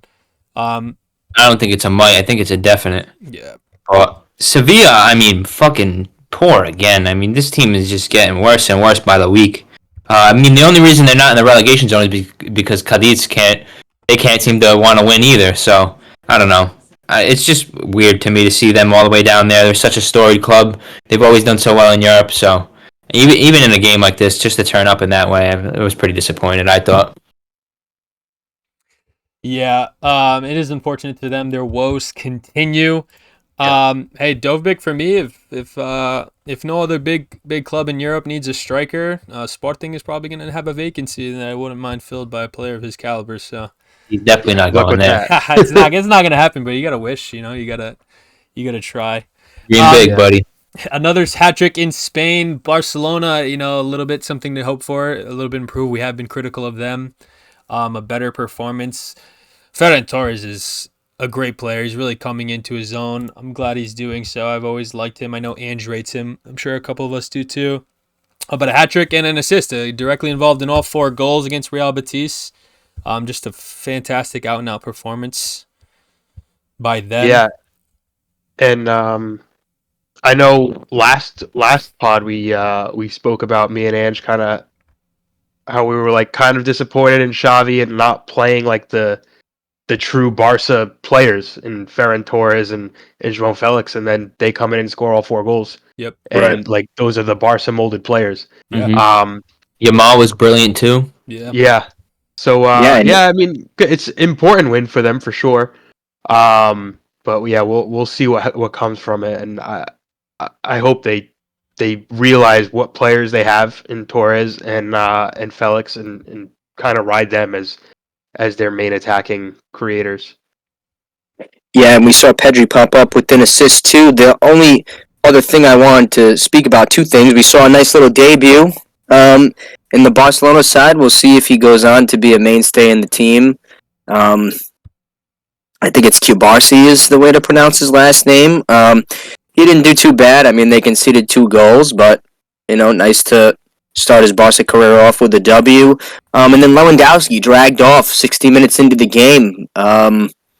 Was he a Bayern Munich merchant? Is he overrated? I mean, these are things that we're going to have to start saying. I never thought he was Benzema. I never thought he was better than Benzema. I never thought he was better than Harry Kane. I used to get a lot of shit for that. Maybe I was right, because the Polish hammer's not hammering anymore. So I thought that was interesting, because I'm not sure how far Barca can go without Lewandowski popping up and scoring goals. He's probably the reason why they're not in the title fight right now. I mean, they're 8 points off, but if your number 9 is not doing what number 9s are supposed to do, I struggle to see how they're going to pip Madrid or Girona to a La Liga trophy this season. What do you guys think about Lewandowski and his performance? Is it just a bad patch of form, or is or is Lewandowski finished? I mean, he hasn't even really been playing that good for Poland when he puts on the national team shirt either. So, I mean, I don't want to let you get too carried away because he does have 12 goals, 12 goal contributions, I should say, to his 18 matches this season in La Liga. And I don't think he ever really played all that well for Poland. I don't think, despite having one of the best nines in the world across different seasons, Poland ever did too much. But I think he's just a bit past it, maybe. But I wouldn't say he's full up finished. I think João Felix coming off the bench and scoring, or even Victor Roque playing so when he comes on the field. I think Lewandowski at this point just deserves to feel the pressure of players that are ready to play in his position in his stead. So I think it is time for him maybe to ride the bench for a match and watch the other kids play, and then maybe reconsider the fact that, okay, maybe I got to try a little harder. Maybe he is falling off a bit. But I think to say that he hasn't been good at all is a bit of a stretch, because I think last season Barcelona had a great season and he did it really well. Yeah, he was good last season. I just like to play devil's advocate. No, I mean, the critique is rightfully so. He has been slumping, but I think it's harsh because he still had a decent season so far. Yeah, and not for nothing, Lewandowski doesn't scream Barca striker. Like, they're not really a team that uses a true nine like he is. Like, he's a rare breed right now of number nines. So I don't think he fit it to begin with. I think this is a team where a front three of like a Ferran Torres, and João Felix can work. You could put João Felix at the 9. You could put Ferran Torres at the 9. And the way the Barca way, which Xavi I'm sure is trying to do with his own twist on it, works is with a fluid front three. Like they never had a 9 when they were going crazy. I mean, you have Suarez, but Suarez is a different breed. Like that's a different type of player. Yeah. So I don't think he fits the system they want to play. So yeah, I agree. I do think he's definitely past it a bit, but I also don't think this is the right fit for him either. You also got to look at some of the best like trios and fronts that Barca's had in those years of dominance. Obviously, you can't mimic a Messi. You're just not going to do that. But in terms of style of player, someone who has flair, who can create and score, you have that a bit. I mean, like João Felix gets hyped that he has both the creative ability, dribbling ability, and shooting ability. So he can not fill Messi's shoes, but play a similar role in terms of an underlying forward that collects the ball in the midfield. And then, I mean, Ferran Torres, David Villa wasn't a true number 9 either, but he knew how to bang goals. He knew how to collect the ball and hold the ball. Ferran Torres can demonstrate that kind of quality. So, yeah, I just don't think that there's not 9s. Like, Luis Suarez wasn't even a real 9. He's more of a creative player. He's not like that lethal poacher, despite, yes, putting numbers up on the field.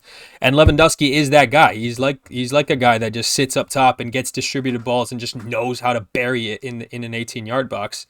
But he doesn't come back to collect, and I think you're bang on in that he's just not the Barca guy. He would do better in like a Real Madrid team or something like that. That exactly plays that true 9 up front. Yeah, and also real quick before I move on, another shout out to Isco, who's just a brace and just. I'm just gonna say that. Yeah. Man of the match after man of the match performance. Loves a game in every game Barcelona. he plays. He really does. He really does. It's nuts. So yeah, shout out to him because I mean we were probably all worried his career was over. Did he retire for a bit, or did he just have no club? There was I think there was a scare at one point. That he where finish his career. He just kind of like fell off at Real. Didn't really get game time left there, and now he's come back into Real Betis, and he got them in mid-table. But he's been fantastic every game he's played. Yeah, he really has. And you bring up Lewandowski being a dying breed of player. I think Isco is a breed of player that pretty much is dead. A true number 10. He can link midfield to attack, unlike a lot of players this day and age. And he can put him in the back of the net as well. He was a player who would make football fans smile. He had a little run playing in that false 9 role for Real Madrid with Ronaldo and Bale flanking him off the sides. He helped them to a pretty good Champions League trophy. That was one of my favorite Real Madrid teams ever when it was Isco deputizing as a false 9 or without Benzema for some time. He's always been such a class player, a real football fans type of player. Yeah. So I agree. It was cool to see him pop up with the brace. I think Isco. Go ahead. I was gonna say it's funny you mentioned the dying 10. I feel like any of those true out and out 10s, as they get older, they become fantastic attacking midfielders. Like in the role Isco's been playing. So like they struggle a bit when they're younger. So like I bet you, well, probably a bad thing, but João Felix, I could see him dropping into a attacking midfield role as he gets older and kind of Right. learns the game a bit. Because like I feel like that role for him right now, he's been fantastic at it.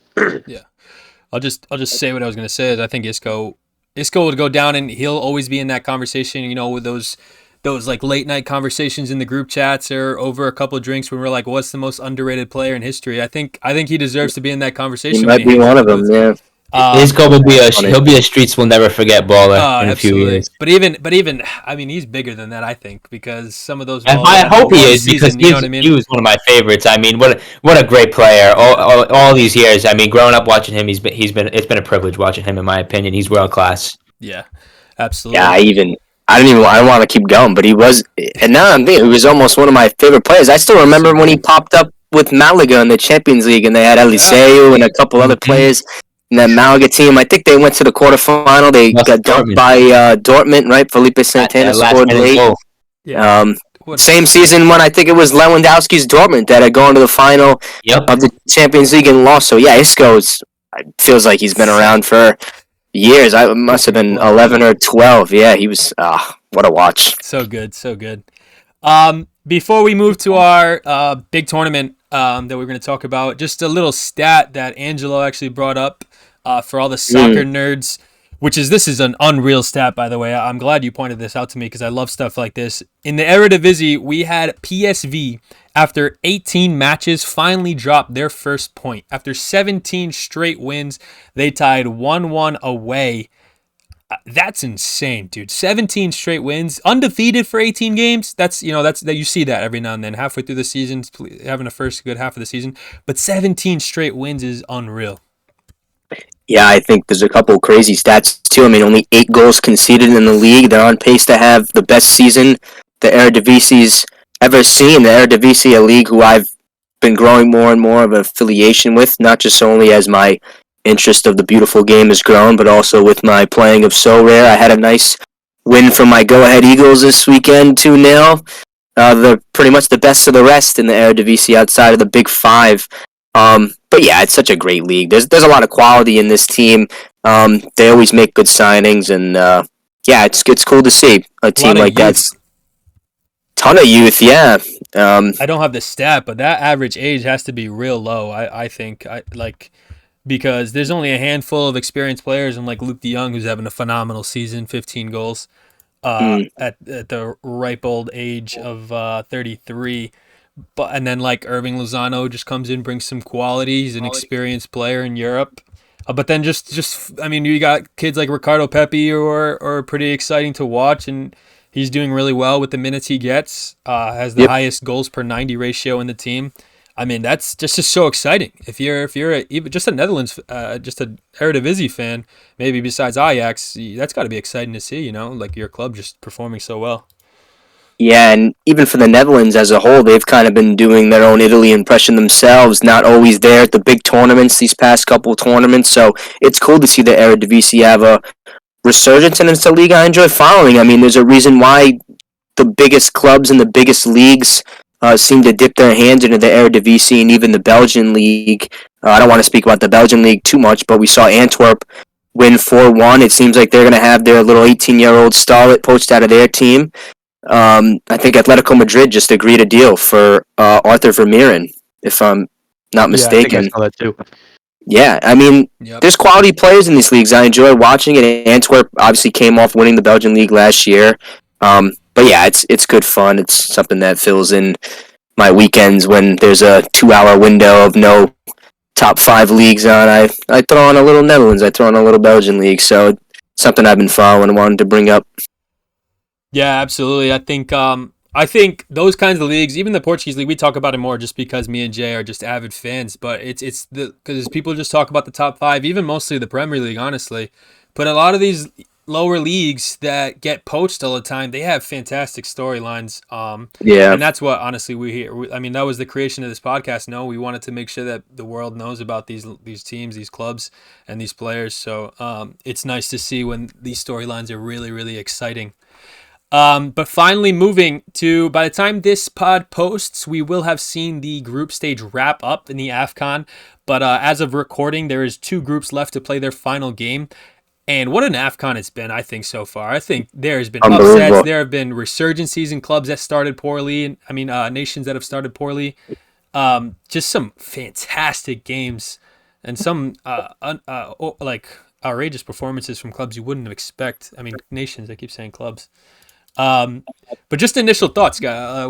How do we feel about what's happened so far? Well, I think to make it a more structured conversation, we may as well ping down through each of the groups. Now, as of recording, groups A, B, and C, and D are all set. Yep. We know who's finished first and second. It remains to be seen how many of the third place teams in those groups will qualify. But in Group A, I think not many people would have picked Equatorial Guinea to top that group. I know I was kind of talking shit about Nigeria in the last podcast, but boy, did they turn around. They thumped Ivory Coast, who also got thumped by Equatorial Guinea, and it seems like the hosts have crashed out of the tournament.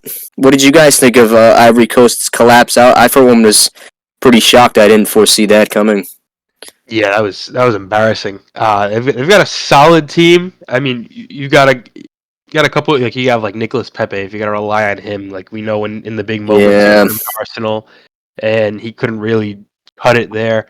So I mean, but they do have a really good team. They have like probably one of the better midfields in the entire tournament, and they've definitely got to be disappointed to lose at home, and to lose 4-0 is pretty embarrassing in the last game. So,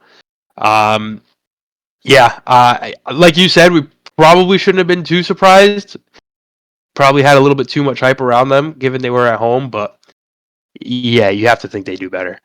Yeah, they seem to crumble, and I wanted to bring up the 4-0. Now, our top scorer in the AFCON is a name that not many people will be familiar with. I certainly wasn't at the top or at the start of the tournament. Emilio Ensu, did you guys see his little story where he's from? He plays in the 3rd division in Spain. He's a fullback.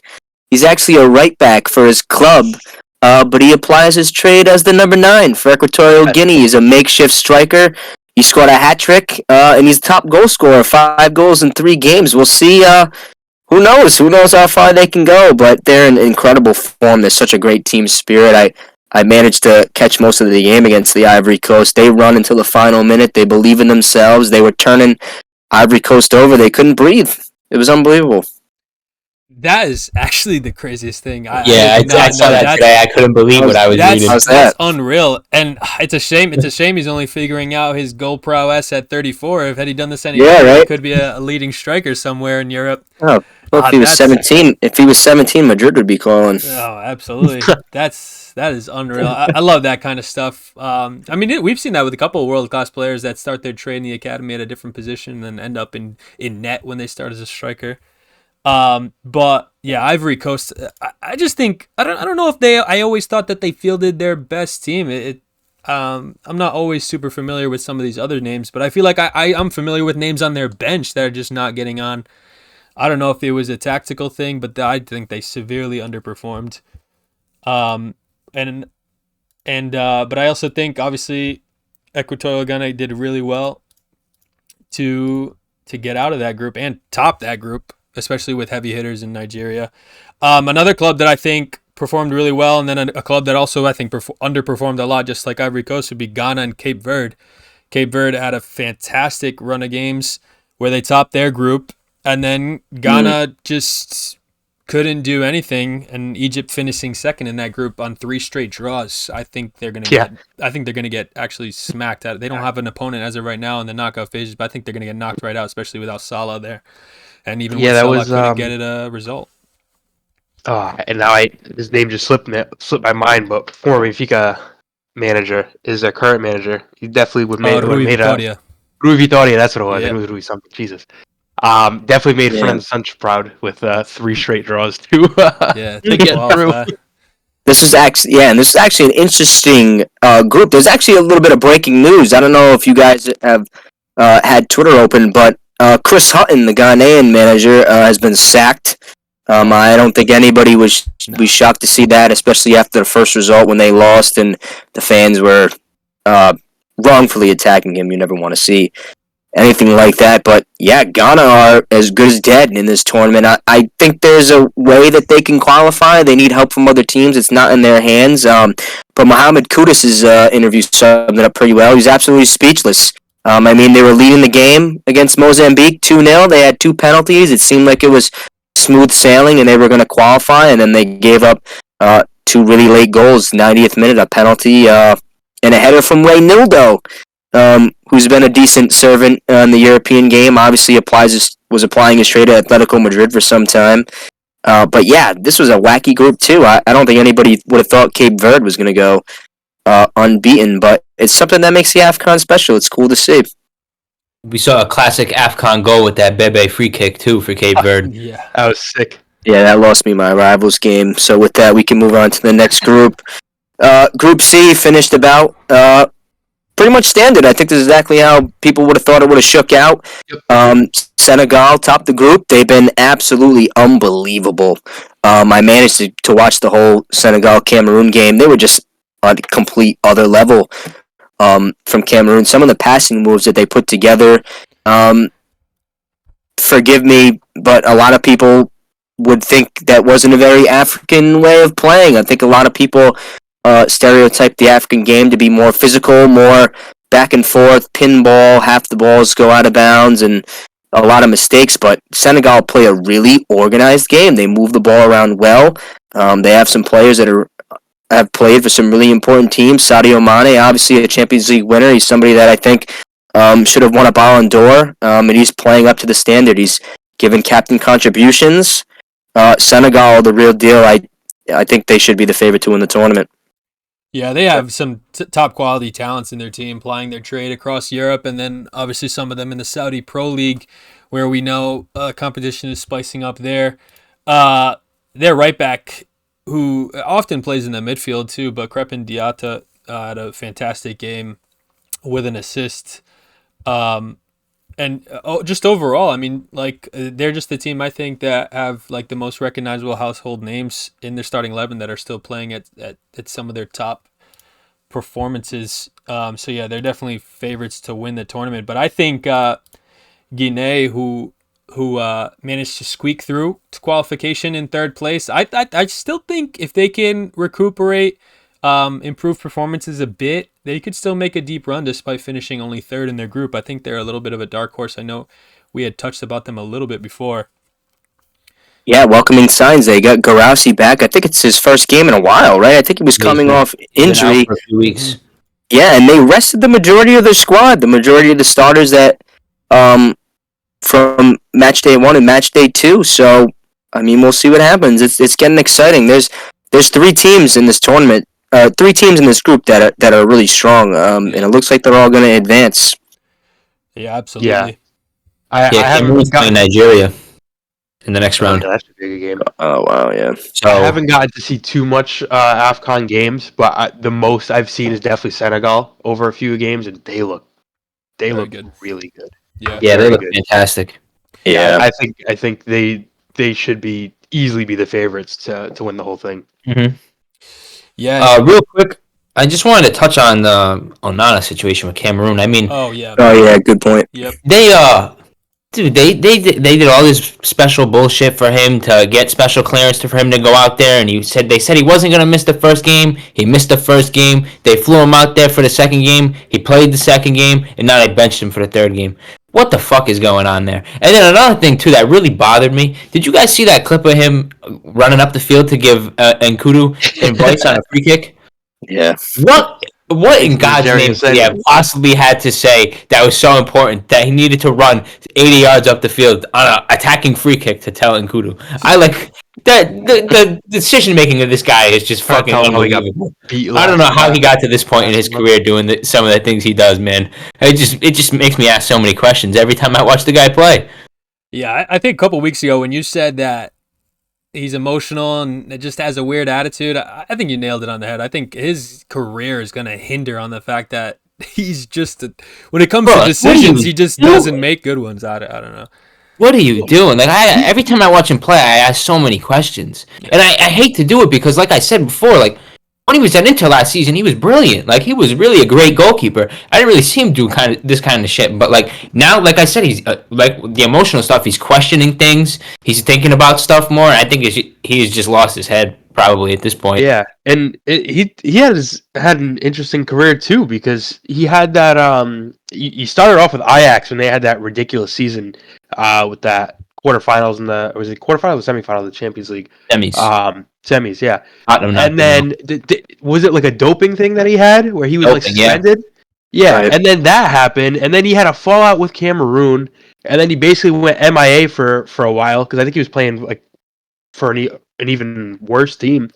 Then he gets with Inter, has a fantastic season, and then reconciles with Cameroon, gets a big move to Manchester United. You think everything's on the up and up, and then he just, I don't know what happened. He's soiling it. He spiraled.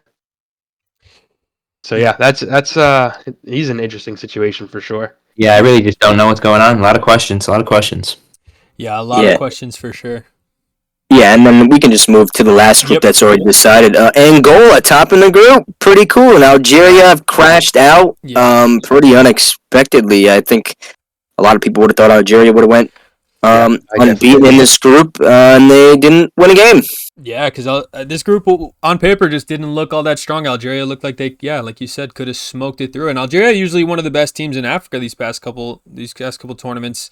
If I'm not wrong, Morocco won the last one, but I think they held the title two tournaments ago. But they just looked so. Senegal won the last tournament. Senegal won the last one. Oh. Senegal, Egypt, no. Oh yeah, in the final. That's right. There was the I think Algeria was in the final the one before. But but Algeria always in contention for it, and I'm just so surprised that they just played so poorly in this one. See, I know I follow a lot more of like Portuguese soccer guys, so I definitely saw a lot of. I thought it would be some bias towards the Portuguese-speaking nations and Angola and stuff, but I saw a lot of hype about Angola being a really good team. And I wasn't really too sure about it, but they seem to be a real deal. Like they're a pretty solid group. So yeah, it'd be interesting to see how far they can actually take it. But to top that group is pretty impressive. Yeah, it's interesting to review a couple of the nations we've already talked about, and you said Portuguese-speaking nations. A lot of our Portuguese clubs have academies in Africa, in the nations that obviously in history were colonized at one point, but. And it shows a bit that like they get the chance to play the beautiful game through these academies because Cape Verde topping their group, Mozambique taking the point away from Ghana, that would have saw them go through, and obviously Angola, like we just mentioned, topping their group. I mean it's cool to see how those academies staying in these countries, in these underdeveloped countries, can really help these players grow in the sport. You know what I mean, and grow futures for themselves and their families. Yeah, I mean, and not for nothing, none of these guys are really playing at big teams, or even most of them aren't even playing first division football. Right. So like it's even more impressive when you look at it that way. I think there's a few guys in the Portuguese league, but be interesting to see how they go because Burkina Faso is not an awful side either. So and they beat them 2-0 in the final game, I believe. Yeah, and this is actually a really important group because if you look at the knockouts right now, one side of the bracket has Cape Verde, Mauritania, and Angola. So we could see a little bit of a dark horse run from Cape Verde and Angola. It remains to be seen who Angola is going to face. I believe it's going to be a third-place team that qualifies. So as of right now, it could be Ivory Coast, it could be Guinea, it could be South Africa, we're maybe also likely to get a Morocco Tunisia on that side too, on top of Nigeria, and who should make a run, but they're they're on another side. Are they? One F. That's Morocco. One F would be Morocco. No, that's going to be on that side. But I mean, they're Nigeria, be on Cameroon. Senegal's side. I think. Unless I'm looking at it wrong. I'm At looking least the on way I'm Front looking at Mob. it. Yeah, that's how I'm seeing it. Yeah, 1F I is on think the you same got side on as the Cape Verde and Angola. yeah. Put it But down, really. Okay. yeah, I mean that's just on our screen. It could not be accurate, but either way, and I mean Nigeria and Cameroon, as of right now, on that side of the bracket, the two biggest teams, and they got to face off each other in the first round. So I totally Yeah. agree with what Andrew's saying. That's going to be an interesting group. And then the last two groups that are going to be finishing off right before this gets posted, Mali, Ange's dark horse, still doing well, topping their groups. Good shout Come on. by Ange. He knows what he's talking about. Obviously South Africa and Namibia, are still trying to see if their way through. South Africa, I hope they do it because that was one of my favorite World Cups. I think the ones I've seen, I think South Africa was one of my favorite World Cups to watch. There's so much good energy. And I think Morocco are a fantastic team. So if they continue to top their group, I think they're going to be real contenders for the tournament themselves. I think they're just such a talented team. And of course, Portugal got knocked out of the World Cup by them, so it hurts a little, but... But if there are no other comments, I believe just to wrap things up, we could talk about 5 of the best performing players this weekend. I just wanted to speak about Morocco because Please, yeah, dude, like that side of the table, that side of the bracket's gonna be insane. it is going to be absolutely unreal. Who do you guys pick now that we have seen some of the bigger teams fall out? Is there a favorite that you guys see shaping up? If it's not Senegal, I think it's got to be Senegal for me. yeah, I think so too. Because regardless of who they play in the next round, you'd take them to win, and if Egypt wins and they can play a Salah-less Egypt, I mean, we'll see. It looks pretty set for them to make a semifinal run. But we'll see. Yeah, as far as pass to the final, I think Senegal has the easiest, but I think I'll be a little different. I just still think the Morocco team is a really complete team. I know we talked about Senegal. Senegal look much more of a complete team than I think they have in the past, even though they went to the final 2 years ago and obviously won it. But I still think Morocco it just plays really well as a unit, and they have some really young talent in that team that I personally really like watch play. So that's my pick. I don't know if G differs from all three. I'm sticking with you, actually, Nate. I said it from the beginning. I think Morocco, despite how well Senegal has played, Morocco strikes me as the team that looks most like a club, most together. Mm-hmm. So I'm going to stick with Morocco. I'd like to see them go all the way. I like that. It'll be interesting when this tournament wraps up. We got 2-2 right now. It'll be interesting to see which half of our it'll end up being Cape Verde. I know that. I mean, hey, that'd be we'll all be a wrong. tournament. I love that. But as far as a 5-a-side for the weekend, G, do you have any picks for keeper of the weekend? I do, yeah. I don't think there was really too many crazy, outstanding goalkeeper performances this week. But my pick is going to go to Werder Bremen's goalkeeper Zetterer, who kept the clean sheet against Bayern. He made 7 saves in the game, a couple outstanding ones too. Other than that, I really don't even have anybody else. I thought he was the best by far.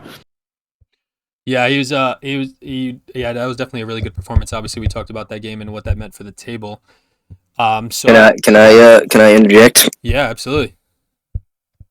We should do Mike Magnan, in my opinion. Oh, okay. Honorary. I'll take it. Yeah, I'll give go. Mike Magnan. I'll give it the honorary, even though he conceded 2 goals and Milan were 4. He did make some good saves too in the game, even after the fact. So. That's true. Yeah, I think he had a good performance, but also I think just for the symbol of it all, I'd like for it to be Mike Magnan personally. But I don't mind that. But Zetterer gets my player performance one. Yeah. But Magnan for the vibes. Yeah, that's fair. For the vibes. No racism in football. I'll go ahead and throw my shot for defender. This might be a little bit of a. There's some tough ones. There's some tough ones. I just think in terms of weight of what his contribution in the game meant for the table, I'm actually stepping in the same league as G was originally, and I'm going to go with Grimaldo's 2 assists, making Leverkusen be able to return that result around and put that little 7-point gap despite the game in hand in front of Bayern, and I think that was key to their season this game week. So I think it'd be cruel to not put him in this contention for the defender spot. I'd probably go him or Gabriel because I think he was really good for Arsenal. Yeah, definitely. Nice. Yeah, I was gonna shout Gabriel as well. The only other defender I wanted to shed light on, I know Patrick spoke of him earlier, was Konate because he was a rock at the back. Absolutely. Again. But ultimately, I agree. I would go with Grimaldo as well. Yeah, Same. I think Gabriel should stay in the contention for the flex position later on, but we'll get to that. Maybe I'll throw you under the bus, Jay, for a midfielder if you have one. Or if anybody else has a shout to help him out. I kind of want to throw Tommy Doyle just because of how I was thinking that too, dude. That was good. That's he hasn't really played much, and he went in there and bossed it around. And he was great. Yeah, he reminded me a lot of the way Zhronev's played. Maybe not the same player, but they both just go in 110%. Small guy, don't care. Fucking And Benfica fans, man. They get one good player, and they just love comparing him like he's one good player. Like one good player. Okay. One at a time. What is the time? I like McAllister. I think we highlighted Doyle as a fantastic player, and I love the youth. But I think McAllister also had a great game filling in for Liverpool, and obviously they thrashed in that game. Right. So I think he's a good shout too. But I got to shout Zurkowski. First Serie A start, perfect hat trick, left foot, right foot header. So I think he deserves it. That's probably the way to go. I I only say Doyle because he stepped up, but and played well. But you're probably right. That's probably the best way to go. I was unaware of that. I mean, that's why we have the four of us here and more than just us, so that we have different opinions from different leagues. I think Thomas Doyle was a great shout, and obviously McAllister, we talked about him already, but I'm going to go ahead with that. G, if you could repeat his name, I didn't quite catch it. Simon Zurkowski from Empoli. Perfect, Simon Zurkowski. And they won that game 3-0 too, right? So he contributed to the entire... Yeah. Wow, that's a fantastic performance. So he rightfully deserves that position. And we already talked about 2 hat tricks in the forward position, so it could be a tough one, but there could be other shouts. I'll bring it over to you for the forward. Here's a wild card. I'll go with the third hat trick of the week. We're going to Emilio and Sue. 5 goals in his last 2 games in the AFCON. That's my striker pick all day. Absolutely, I think an AFCON player deserves to be. I love it. All day. It's a great pick. I think that makes our flex really difficult because, like I said, the 2 other hat tricks in the weekend, Dobic and Ferran Torres. But then we talked about Gabriel, who had a fantastic game for Arsenal. And then, of course, the midfielders we talked about. I guess they didn't contribute to goals. So, I mean, that's what football is all about at the end of the day, right? So maybe we can knock them off the list and just leave the last 3, our goal scorers, as our flex. And if you want to shout their pick over the other? It's so tough. It's so tough. Yeah, I want to say Ferran Torres too, but it's so tough because like I watched the Senegal games and the importance for someone like Mane to come through and deliver as well. He's led his country to 3 wins. It's tough, but I think I'm going to go Ferran Torres. I do like him a lot. I mean, 4 goal contributions. He was unbelievable in the game. He has my pick. Yeah, I'm going Dovbyk because I thought his goals were better than Ferran Torres personally. Yeah, it's fair. I know Jay said Ferran. I think it'd just be a criminal for me to put it as stalemate right at the end of the podcast. So I guess I'll just give myself to Ferran Torres. He does get 4 direct goal contributions, all 4 of the goals for Barcelona. I also really like him. He's just a fantastic player, so I'm glad he did it. So, G, I will have to unfortunately make you shake your head, even though in my heart I was going to say Dobic. I'm not going to lie to you, but just to avoid the stalemate, I'll go Ferran Torres. But that's a great 5-a-side. We had a great weekend. AFCON's really shaping up to be an incredible tournament. I'm glad it is doing so because it deserves more recognition, as we've talked about. But it was a good weekend. We have another exciting weekend coming up. Videos posting on YouTube. Patricio Romano talking about the transfer rumors. Make sure you're keeping up to date with everything we're putting all over social media. And at the end of the day, keep on being a son of a pitch.